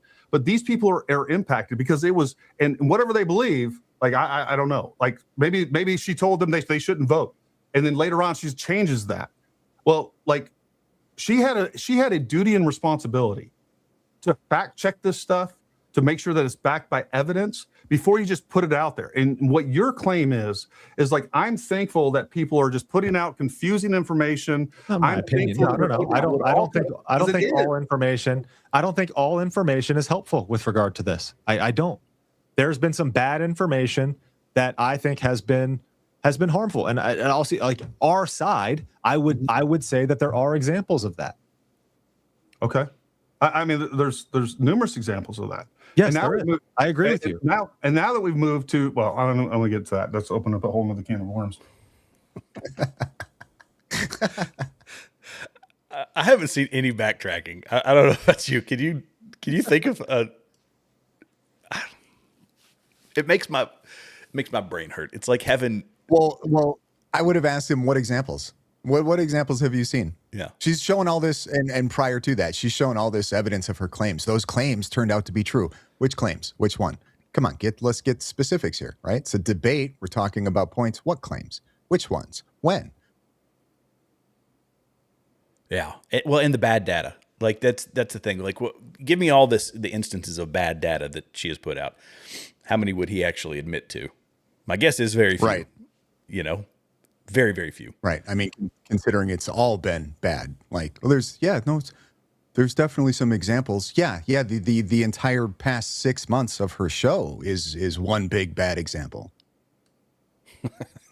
It's like all of it. That's usually my response is, what bad data? Well, I mean, pretty much all of it. That's it. Not to mention the going after the family, the whole mother thing. And other folks that have. I haven't watched it yet. Have you watched who's the kid? I shouldn't call him a kid. He's a young man who has a channel who did a Dissecting Candace documentary. I should have watched it. He did his own version of. You know who I'm talking about? Is that the Joshua Carr? Joshua Carr. That's it. Did you watch that? Yeah. Did you? I feel like you had done. Did you do a hate for my opinion on that? Oh, did you? Yeah. Sure did. What was your opinion on it? I mean, no hate. This is just I want to know where he stands. We like different opinions here. So chat, take it easy. I wasn't really sure. I expected more. That it could have been my own fault, to be fair to Joshua Carr. Mm-hmm. I could have just misunderstood how he was advertising what he was doing, but he made it sound, or at least the way I took it, was that he was going to do this big deep dive into Candace Owens about her past and maybe give us an idea of why Candace is the way she is, or an idea of why she's doing what she's doing now. Okay. Mm-hmm. And the first episode, I'll just put it to you this way. His first episode, he sort of teases this interview he did with, I forget her name, but Graham Allen did an interview with her already. But he teases this interview of somebody close to Candace Owens. Okay. And then as soon as that video is over, I think he got 100 and some thousand views on that video. All of a sudden, that full interview, which I thought he was going to bring up in the next episode that he was putting out, is behind a paywall on his YouTube channel. Okay. So that was my first little I don't like it when people are trying to get the truth out and then they're shoving shit behind a paywall. Right. Okay. And then I watched the second episode, and the second episode, which I just thought it was going to be more of a deep dive, is this long drawn out, I catfished Candace Owens, which he didn't do. And then also he brought up, hold on here, I'm having a brain fart. So he says he catfished Candace Owens, which he didn't do. And then there was another thing that he does in that episode. Oh, he brings up the whole Tyler Robinson used the word vehicle when Candace said that nobody uses that word. Okay. So, and then I, in the video that I did on it, I just referenced look, guys, the day she did that, I put a video out exposing that she's lying about this. This is September. This is your deep dive. So I was a little critical. I was yeah. Okay. So you could see what kind of conclusion I was coming to there with that. Yeah, I can. Okay, I got you. I see exactly what you mean. Well, we are so siloed, and this is just my plea to la-di-da-di everybody. We get so siloed in our worldviews that you and I disagree, and I'll probably bring it up here in a minute about the Joe Kent thing, because I've wanted to have a conversation with you on this for a minute, but. Let me get to it after this. Let me finish making my point before I move on, and that is that we've got to get different perspectives. Everybody's got blind spots. I have blind spots. You've got blind spots. Everybody in the chat, we've all got blind spots, and other people can help bring out those blind spots, help give us different perspectives, and that's why I sit down and listen to Bronson streams. I listen to Gary streams. I listen to Jay Witt streams. We analyze information differently, and it's important to do that. It's very, very important. That's why I implore everybody to go, anybody who's in here and is not subscribed to Bronson's channel, go listen to Bronson's channel. He's going to give you a unique take. So that's it. We have to expose ourselves to lots of things.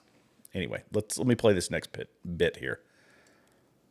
Intelligence and to give the investigative authorities direction on where they're supposed to go. That is exactly the definition of what they are supposed to be doing.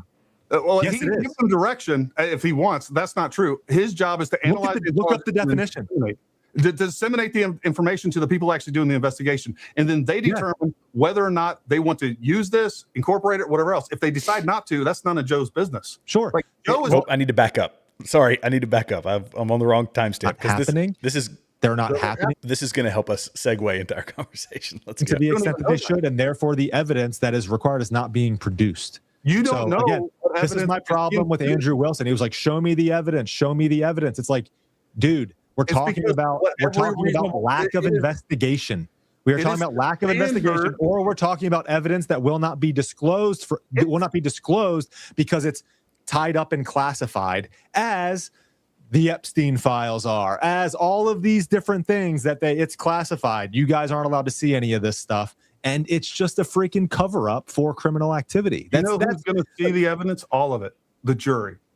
I hope so. Oh my God, I hope so.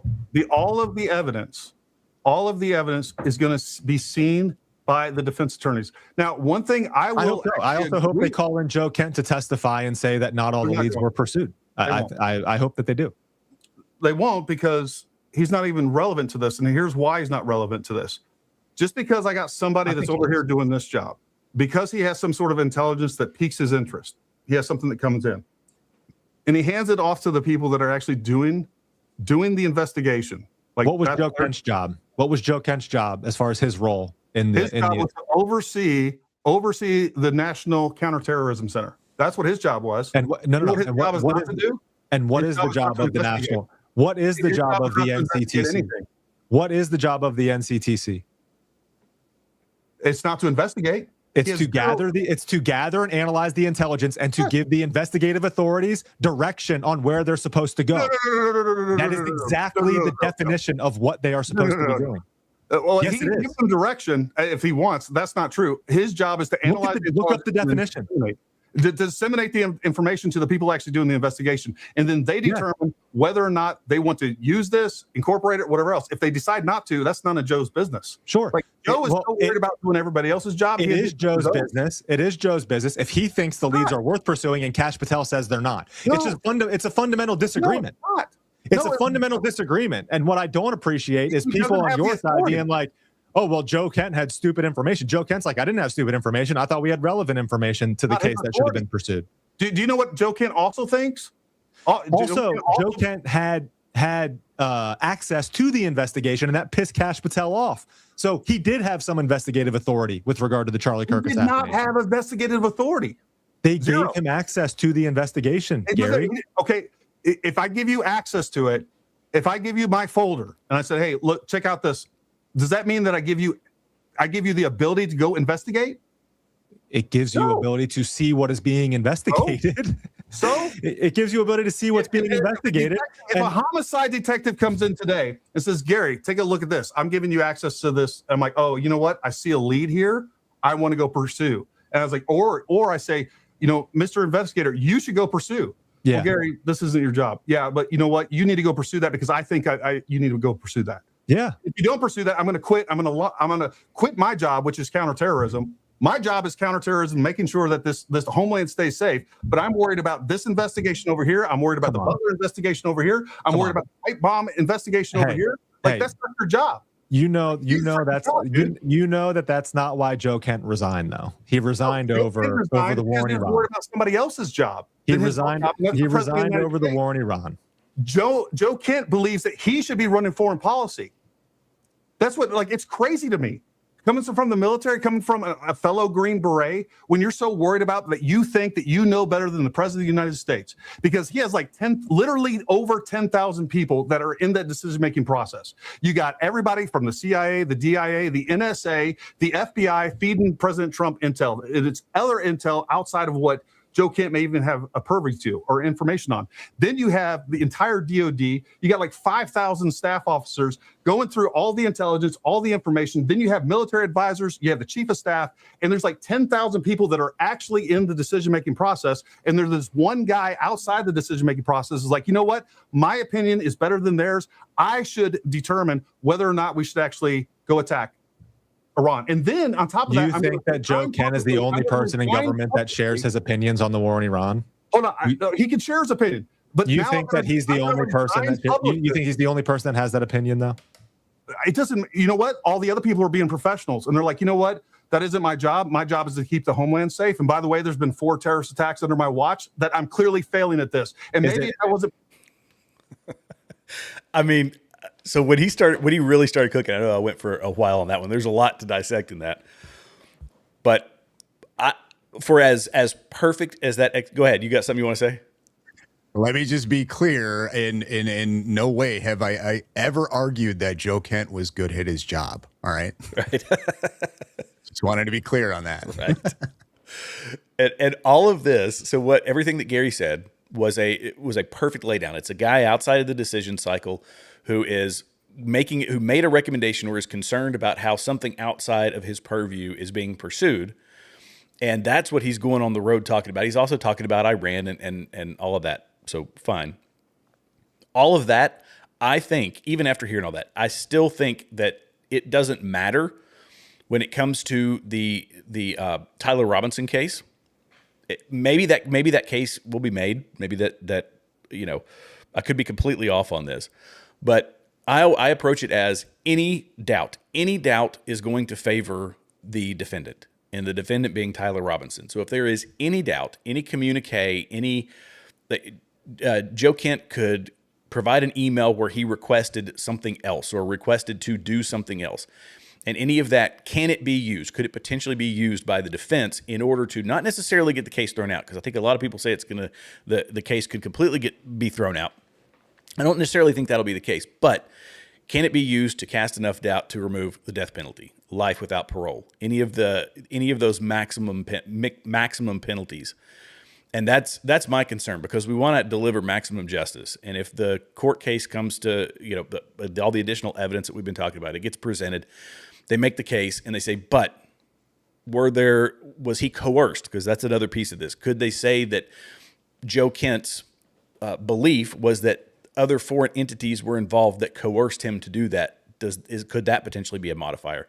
That's why I think Joe Kent should have kept his mouth shut about all of that. And the FBI actually gave him, the FBI spokesperson came out and said, we gave him authority over his normal authority to look at information. And even Joe Kent said, no, he didn't see the evidence, but he believed.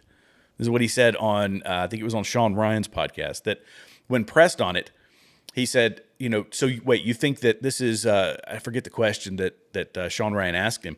And he said he wouldn't answer with no or with yes. He wouldn't answer with definitives. It was always, yeah, but I feel that this, that, and the third. And I did a whole video on it. I think it was one of my last 2 videos. So could it be used by the defense in some way to reduce the overall penalty on Tyler Robinson? And that's the argument that I make. And I think, yes, it could be. Yeah, I don't think so. You don't?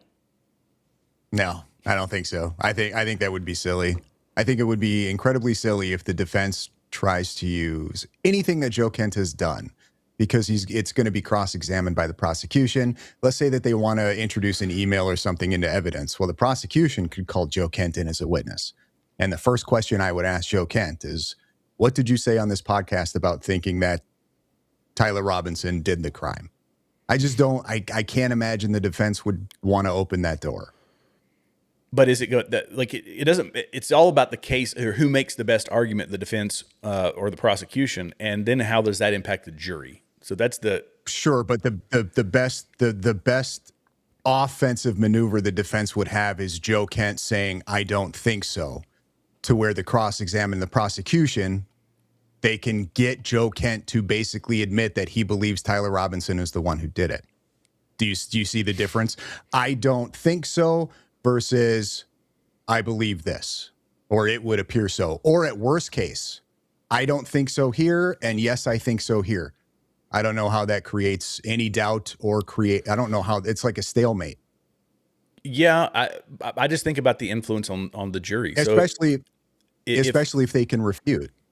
Right. Completely refute that Joe Kent, no, we definitely, and it's not exculpatory evidence. Right. Yeah. You know what I mean? There were more leads that we needed to chase down isn't exculpatory evidence. And correct me if I'm wrong, but I'm pretty sure if they have enough as evidence to charge and prosecute Tyler Robinson, they can take that course while still doing an investigation of the entire thing on potential other people that are involved. I don't think that it's a one or the other thing. I think they can do both. Yeah, it's not a one or the other thing. And we don't know what investigation they have done into other, because we know the Discord chats and all those things showed that people seemingly knew about it. And that investigation could still be ongoing. It doesn't have to be some sort of modifier. My understanding anyway, I'm not a lawyer, but my understanding is that it doesn't have to be a modifier to his case. But I just think if they can cast any doubt that there is, and a good defense attorney can make an argument that would sway enough jurors that, I just don't, I think it muddies the water. How about this? Maybe this is where we can find common ground. It muddies the water enough that he shouldn't have said anything about it. What do you think about that? That's fair, but I don't know if it's an impartial jury, okay, and they're just taking it at face value. They have no bias. I don't know what doubt he creates that Tyler Robinson isn't guilty. Not necessarily that there might be other people involved, but I don't know what doubt he would create on whether or not Tyler Robinson is guilty or innocent of the crime. Does that make sense? Yeah, that makes sense. Yeah. Okay. There could be other people involved. I don't know if that creates doubt that Tyler Robinson didn't do it, and I don't know if that's a good enough argument to just going off of what we think the evidence against Tyler is going to be. You know what I mean? I don't know that that's enough of an argument from Joe Kent to say, well, I think there might be other people involved, or there were leads that we weren't allowed to investigate, or that I wasn't allowed to investigate, and I don't think it looked like anybody else was investigating them. I don't know if that creates doubt against the evidence against Tyler Robinson. Yeah. I think at kind of the, I guess, more generic level, the argument that a lot of people make, those they people out there, is that it's, it contributes to the tainting of the jury pool. This is what Candace Owens has been doing for 6 months, is spreading conspiracies and all this other nonsense, so that becomes harder and harder to find people that haven't come across this. Well, now, I'll admit to this. There are definitely people trying to twist what he's saying to potentially, I would assume, manipulate the opinions of people online, for sure. Like what?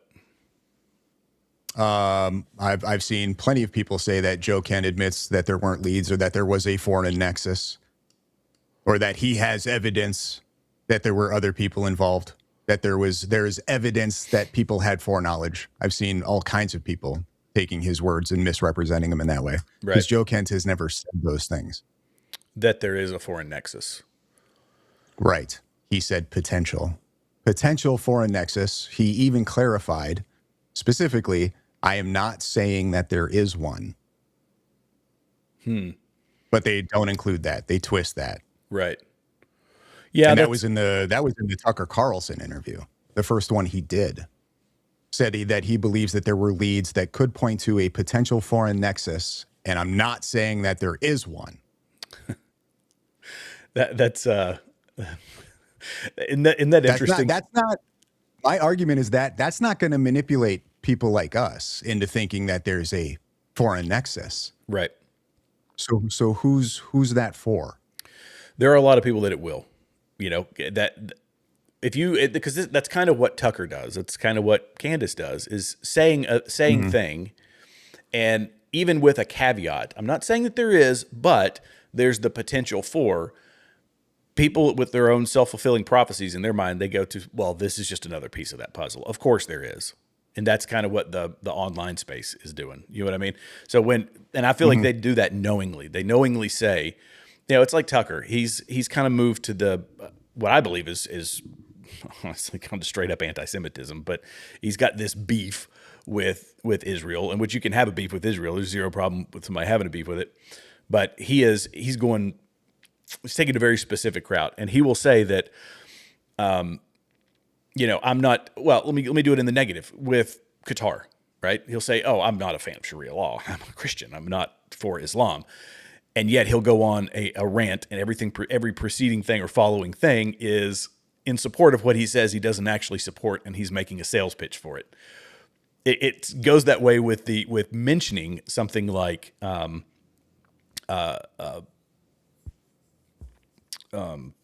Israel's involvement or other foreign actors, people are going to draw their own conclusions, and they know that they're going to draw their own conclusions from the things that they're saying. Does that make sense? Yeah, absolutely. There is a silver lining to Sharia law in the United States, though. I just want to point this out. All right. If we had Sharia law, I don't think we would have a Candace Owens problem. That's dark, but that's a fair point. She would not have an internet show. This is very true. So somebody needs to inform Candace on what Tucker's trying to do, because I don't think it's going to favor her. Somebody should help her out. I got to bring this up just because I thought it was hilarious. It's so stupid, but it's funny. Jarbot. I don't know if you know who Jarbot is. Dude on X. I met him the other night in one of Gary's spaces. He made a comment that he's just wondering, has anybody thought of just submitting Tyler Robinson to Candace's tip line? That might work. That's interesting. I thought that was hilarious. Oh my goodness. People on the internet, they're quick, man. I'll tell you. I love it. Let's get to some chats. Hold on real quick. Oh yeah. I think so they keep using this phrase, investigative authority, that somehow Joe Kent had investigative authority. I don't even think Joe Kent makes the claim that he had investigative authority. I could be wrong. I haven't paid that close of attention to the words he said. I don't think he has. But the definition of authority is the power or right to give orders, make decisions, and enforce obedience. Okay? If you have an investigative authority, how could anybody shut you down? Because if you have investigative authority, that would imply that you have the authority. If there's somebody above you that could shut you down, well, you don't have the authority. They do. Right. So how could he have investigative authority? Well, and be shut down? Right. So but there's always somebody else. There's always somebody above you who could technically stop something. But you're right. If you're an organization like the FBI, could somebody technically come in and shut down an FBI investigation that has been authorized, that's constitutional, that's already underway? Yeah, technically they can, but the likelihood of that is slim, right?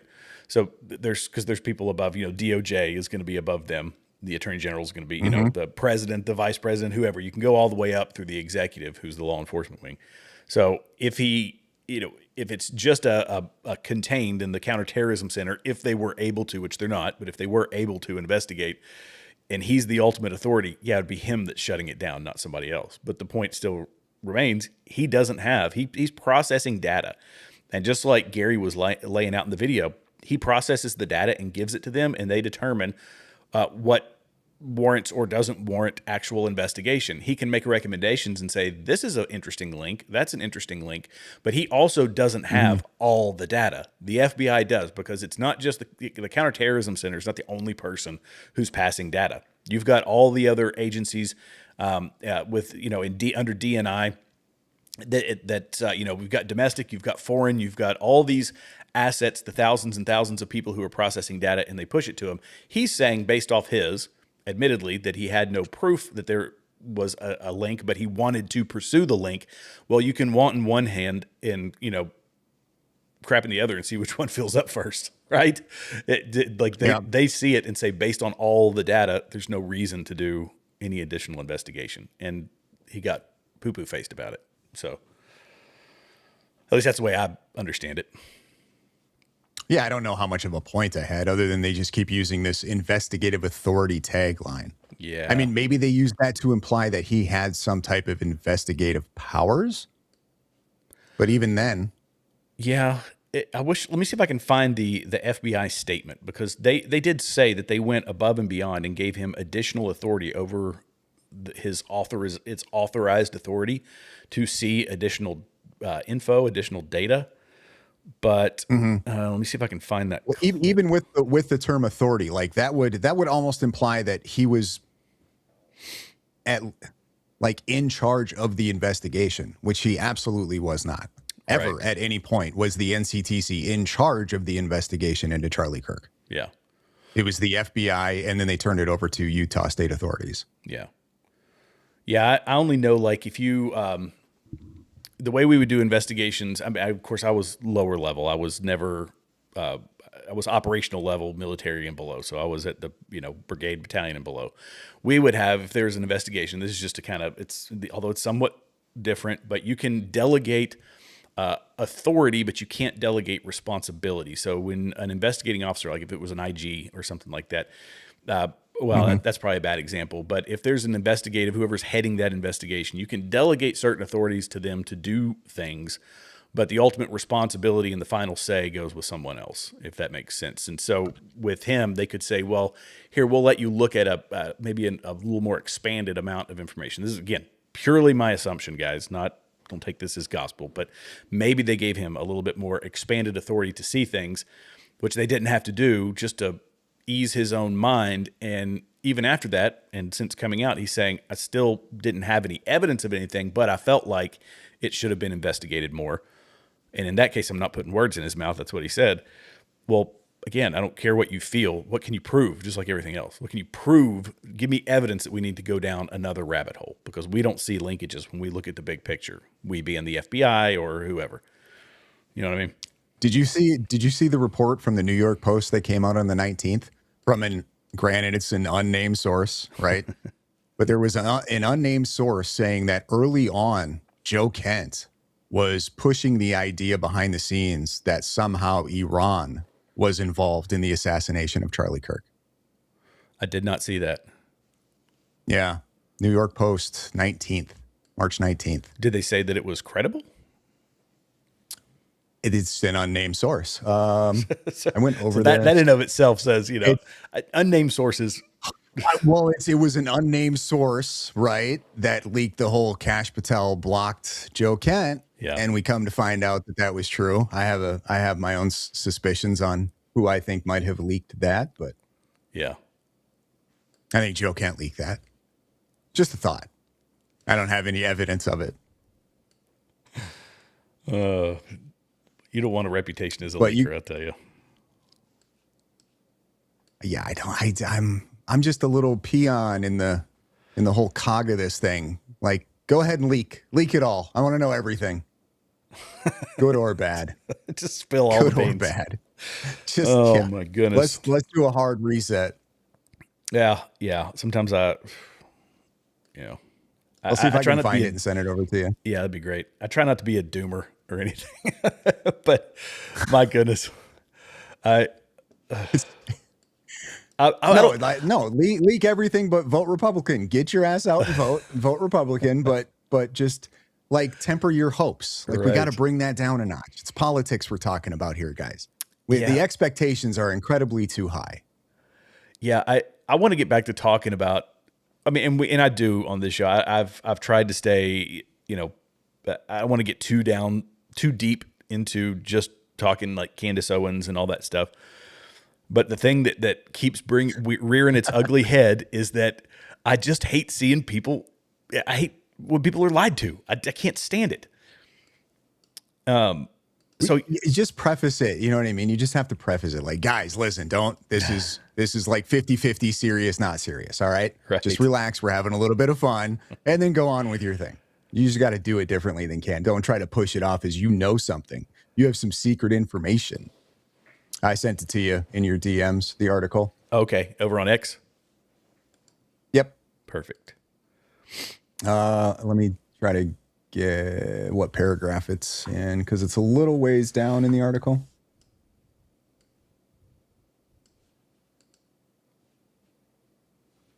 Looks like, I guess you would say, the 9th paragraph. The sentence starts out with, a law enforcement source familiar with the matter scoffed.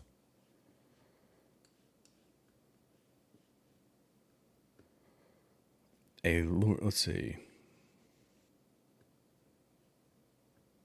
A law enforcement source familiar with the matter scoffed at Kent's version of events, telling the Post that he had no authority to be to probe Kirk's death and wasn't blocked from investigating. He was blocked from accessing files he had no role or statutory authority to access. Here, let me pull that up. Golly, they bomb you with ads. Oh yeah, for sure. But it's the paragraph after that one. Okay, let me screenshot all of that because it's the very next paragraph. Here, and I'll pull it up for la-di-da-di everybody.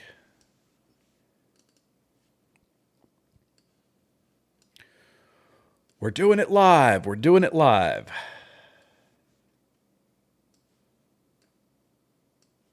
All right.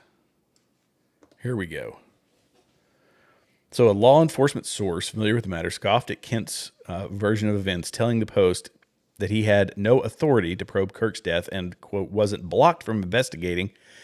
He was blocked from accessing files he had no role or statutory authority to access. That source also said that during the early stages of the Kirk assassination investigation, Kent would walk into meetings without any information or evidence and speculate that Iran had killed Charlie. Then, quote, when asked for evidence, he had none.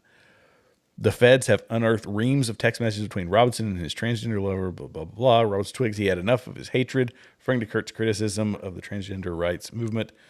Okay. Some hate can't be negotiated out. Got it. That's fascinating. Yeah, I thought that was pretty interesting. I don't know if it's true or not. Take it with a grain of salt. This could be just part of a smear campaign to make Joe Kent look, I'm not even sure what. But I would hope that somebody would pick that information up who's doing interviews with Kent and maybe just ask him about it and see if there's any truth to that. That would be stupendous. Would somebody out there, if you happen to watch Continue Freedom, yeah, maybe ask this question. I'm gonna assume that in his follow-up interviews with Megyn Kelly and folks, they're not gonna have watched this channel, but you never know. Wow. Because that in and of itself, right? Yeah. Would be almost a pretty good reason to, if anything, strike Iran a little bit. But he's against, I mean, I guess he does clarify. He's against regime change. So I suppose I'll give him that. But like, I feel like if he really, so he's pushing or people think he's pushing it's the Israel thing. Mm-hmm. Joe Kent hasn't specified, but I do know that he keeps going back to the Iranian individual who was arrested 2 days prior to the Thomas Crooks shooting or attempted shooting on Donald Trump. Mm-hmm. So he brings up this Iranian individual with the Thomas Crooks thing, and then he puts that in the same data point process with Charlie Kirk. So people are like, oh, he's saying Israel. Is he, or is he trying to make some type of foreign nexus tie that somehow it involves Iran as well as Israel? It's just interesting because that was like the data point set that he gave to Tucker Carlson, to where he included the Iranian who was arrested 2 days prior for plotting an assassination attempt on Donald Trump. And then 2 days after that, Thomas Crooks, we know what happens there. And then he brings up, and then we saw what happened to Charlie. Yeah. Well, I mean, Tucker said that he told Ted Cruz that it was worth striking Iran if they had attempted to assassinate Donald Trump. And, you know, but apparently that's, I don't know. I guess that's not enough now. It's, I don't know. We got a super chat. Let me pull this up here from MTX. It says, I'm late still at the CPAC part. All I'll say is Amfest was sold out. CPAC wasn't. Just saying, real world versus online. Well, is that, I mean, I guess implying that Amfest is real world, CPAC isn't. CPAC is the kind of become the uniparty platform. That really wasn't its reputation before, was it? For CPAC? CPAC? Yeah. No, I don't think so. Yeah. I mean, I was even watching, I was watching the video footage. As a videographer, I pay attention to how they're shooting, how much of the crowd they actually show. And they were fairly selective when you show just the stage, because you want crowd. That shows involvement. When you've got a jib camera that is moving, it's panning across the crowd because you got to show the seats being filled every shot that I saw. And again, if anybody finds one, DM me the one that doesn't. It was always the stage. And maybe a tight shot through a crowd, but then you can gauge the crowd size when you're looking like a camera, long telephoto lens, looking at the speaker, and you can count the number of heads. And if you can see a lot of space between the heads, it's a sparse crowd because people are sitting side by side. Does that make sense? Let me see if I can find a clip of it. Nonetheless, it looked like they were using video. Yeah. What percentage of favorability do you think the war would need to be considered popular? Oh, that's a good question. I mean, no, that's a tough question because not many people are going to say, "Oh yeah, I want war." Like nobody technically wants it. We were polling. It was polling at 25%, I think. And that the number? It was about a quarter. The Americans said that they didn't want war, that they didn't like the war. But then when you go into support for Donald Trump, if it's in his base, it's still very high, 90%. So I mean, I don't know, 51%. I have no idea. That's a good question. And is Donald Trump's base enough to keep power in both the House and the Senate? No, I don't. Because I don't think it is. No, I don't think that it is. So the goal is to win elections, which means you're going to have to pull people in that are dorks. Right. Yeah.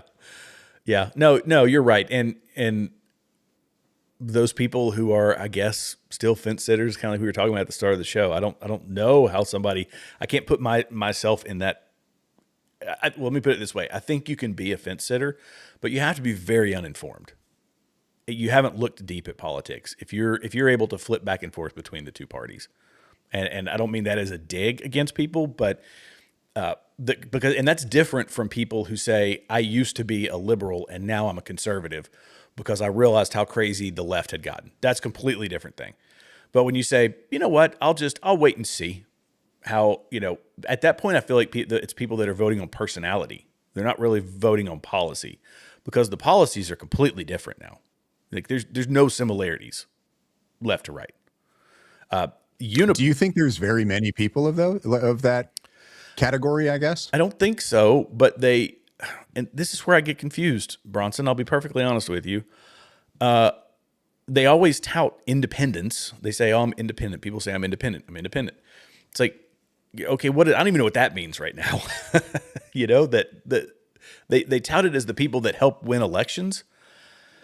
Having even the basic level of understanding of what's going on in America, especially in the politics, I don't understand how those people flip-flop. And maybe my approach is way too shallow, or I'm completely have a complete blind spot for this.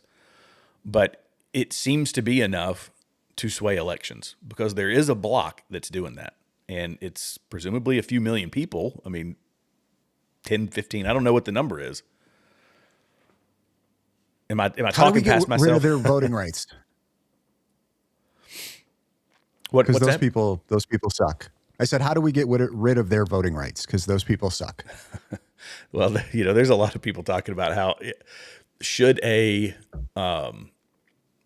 20-year-old living in their parents' basement with no job and basically not contributing anything to society, should they be allowed to vote? How do you allow only people that have actual buy-in vote? And I don't know. I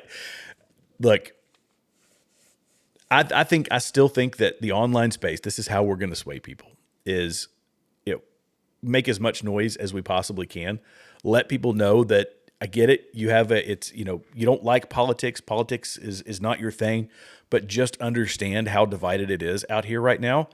And when you're making a decision, it's almost like you have to make it as simple as you can. And I guess that's where some commentators who kind of make the more mindless content and say, left evil, left trans, they talk in headlines all the time. I guess that's where that kind of serves a purpose still. But I don't know. It's just like make as much noise as you possibly can. Let people know that it's hard. If you have any sort of a worldview that is, that's based in any real principles, it's hard to say that you're going to support leftist policies because you're talking about, I do some stuff with some nonprofits, not the ones that take a bunch of money from the government. In fact, they take none from the government, but they're self-funded, from donors and all that. And they are fighting some very big issues like the transgender movement, transing the kids, medical assistance in dying. Abortion is obviously, pro-choice versus pro-life. They're conscience freedoms for doctors to not be forced into doing things that violate their conscience and their Christian worldviews, all that sort of stuff. Like, these are big deals where they are literally trying to make it like Canada in this country, where a doctor is forced to do transgender surgeries, or a doctor is forced to help refer people for medical assistance in dying. These are big, big deals, like big issues. And if you're voting for the left, I'm sorry, but that's what you're voting for. Like, you're right on board with that sort of stuff. And if your worldview says that a doctor shouldn't be killing people, then you can't vote. Honestly, you can't vote Democrat, because that's where it ends. It's a very long-winded way of answering your question, and I think I probably made it worse. But nope, I think you nailed it. Yeah. And now, if I will say, the counter to that is, if your highest authority in your life is the government, then I could see you swaying back and forth, because you're really not, like, the morals behind it doesn't become an issue. The things the left is supporting today are so amoral or immoral.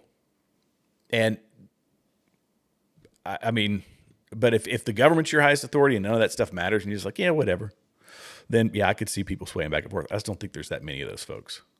Here's another super chat from MTX. Live now, I meant people like Bannon, Candace, etc. don't draw crowds in real life. Okay, online influence only. Like the Catholic event was like 3 people. Okay, I see what you're saying now. Thank you for the super chats. I appreciate it. Yeah, well, the bots, man. The bots are... Did you see the Candace and Hassan Piker, like the chat thing? Did you watch? Yeah. That was hysterical. So if you guys didn't see that, I could probably find it. He was like, "It's my chat. What's my chat doing on Candace?" It looked exactly like his. Like, bro, you're both botted, man. Like, driving you to the top. It's artificial. So, well, it was basically a bunch of people that were watching his live stream pulled up Candace's live stream and were typing in the chat the fa meme, right? So okay. Candace's chat's dead, and it's all of his viewers in there that are. So it's okay, that's what it was. I misunderstood it then. Yeah. Oh, wow. That's great. He's saying what Candace's chat is like, her views are botted. This is all bunk. Check this out. The only people chatting in her chat right now are my viewers. Yeah. So I thought that was pretty funny. That's great. Oh, well, guys, we have come to the end of it. I am sorry I didn't get to more chats. Let me see if I can pull a couple out of here, and then I can let Bronson head back to his life. I heard some lawyers say Drew will have... Let me go back up top here, because I really want to hear what folks were saying early on in the show as well. Let's see. Oh, boy. You guys burned up the chat tonight. Bronson, it's good having you on, man. We had a live chat tonight. Yeah, this is a lot of fun. I was hoping we were going to argue and disagree on some more stuff. Yeah, I kind of hoped we would, but I don't know. Maybe I'm just too agreeable of a guy. I'm technically not, or I'm really not. I'm a very disagreeable person, but well, we agreed on quite a bit. Maybe I'll find something. Maybe that's what I'll do. I'll go dig back through all the Bronson files and see what I can find that we disagree on, and we'll do a debate or something. Well, real quick, just to finish this out on Joe Kent, what is your overall opinion of Joe Kent? I think Joe Kent, I think he left, okay. I think Joe Kent wants to start a podcast. I think Joe Kent wanted some clout with a certain group of people. I think that's why he actually left. I don't, God bless him for his service. Thank him for what he did to our country. That's fine. But I keep saying that past performance isn't a guarantee of future success. And he did some great things there, but the way he has handled this departure, I'm in complete disagreement with how he did it. He's, and I kind of honestly, when I heard Gary, it was like my own inner monologue was coming out, that this isn't your lane. You may have disagreements with things, but you are quitting and you are leaving your post because of something that has absolutely nothing to do with your job. And, I thought the whole thing was just unprofessionally handled. I feel like where he ran, that actually plays into it for me as well. The fact that he ran straight to Tucker, Candace, Tucker, Megyn Kelly, Sean Ryan, these are all people of a particular bent. And that in and of itself speaks volumes. Yeah, they're big podcasts, but you know what? You could go on a nonpartisan, somebody middle of the road type show and, make your voice heard, but he went straight to what's up. Well, he went on Mark Levin, and then he also did the Young Turks with Cenk. He did go on Mark Levin. That's right. Yeah, I forgot about that. I didn't watch the Cenk one. Did you watch that one? I watched a little bit of it. I haven't watched the entire thing yet. I guess my point, or like what I'm trying to get at is, do you think the reasoning that he gave as to why he resigned, do you think he's being honest about it? I don't know. Not saying that there's ulterior. You don't have an opinion? Do I think he's being honest about why he left? Yeah, or do you think he's being disingenuous? That there's ulterior motives, and this is just a grandstand on his part to be like, oh, look, his morals are so strong that he resigned from his position. No, I don't think that. I think it's a grandstanding. I think it was a political move. Okay. Yeah, that's my take on that. Now I completely reserve the right to change my mind at some point if it's proven otherwise. But the whole sequence, everything seemed shady to me. Yeah. We agree. Okay, we agree again. I think it was an opportunistic maneuver. It very well could be that it did go against his morals at the time. Like, I suppose both things could be true at the same time. Yeah. But I think it was more, I think he can see the popularity of this movement that's coming, if this is like the alt-right or whatever people want to call this. Yeah. I think it's an opportunistic move on his part. Yeah. I don't know what that opportunity is for. I don't know if that's a potential cabinet position in somebody else's administration. I don't know if it's a political run for office himself. I don't know if it's a book deal, if it's a podcast. I'm not sure what it is. But I think there's definitely self-serving aspects to it, more so than just this, I have to stand on my morals. Yeah. Not saying that's not the case, but I think there's more to it. Yeah. Yeah. That I agree with. I hope to be proven wrong, maybe, but I don't think I will be. This is from, I've actually never heard this. Kit Kelly, welcome. Thank you so much for the super chat. What are your opinions on the digital doppelganger theory? Can TR really use this defense?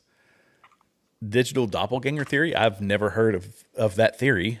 Is this saying that there's somebody that looks very similar to him online, and that's going to be the defense?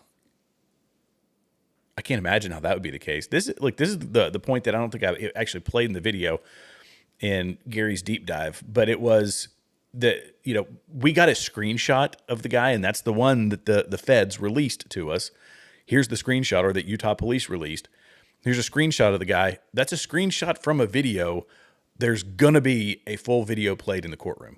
Same thing with everything else. We get screenshots, and it's always, a lot of it gets downsampled.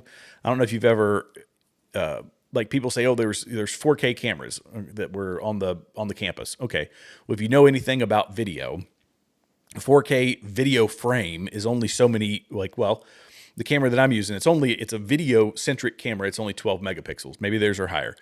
And so there's only so much detail that is retained, only so many megapixels per frame in a camera that's shooting at 30 frames a second, and it can only store at a certain resolution. You're taking a screenshot or exporting one frame from that, or even in the video, if you think about the video of the guy jumping off the roof, they say it's a 4K camera. That's fine, but that camera is how far away? And I don't recall the distance from that camera to the person. As you're zooming in, resolution continues to get lower and lower. It gives you a very clear image. But if you go past 400% when you're zooming in, even on 4K from a greater distance, the detail is just not there. And these are security cameras, not cinema cameras or something crazy like that. So yeah, all these things are taken into account when they say, well, this photo doesn't look anything like him. Yeah, but the quality of the camera matters. There's so many technical aspects to it.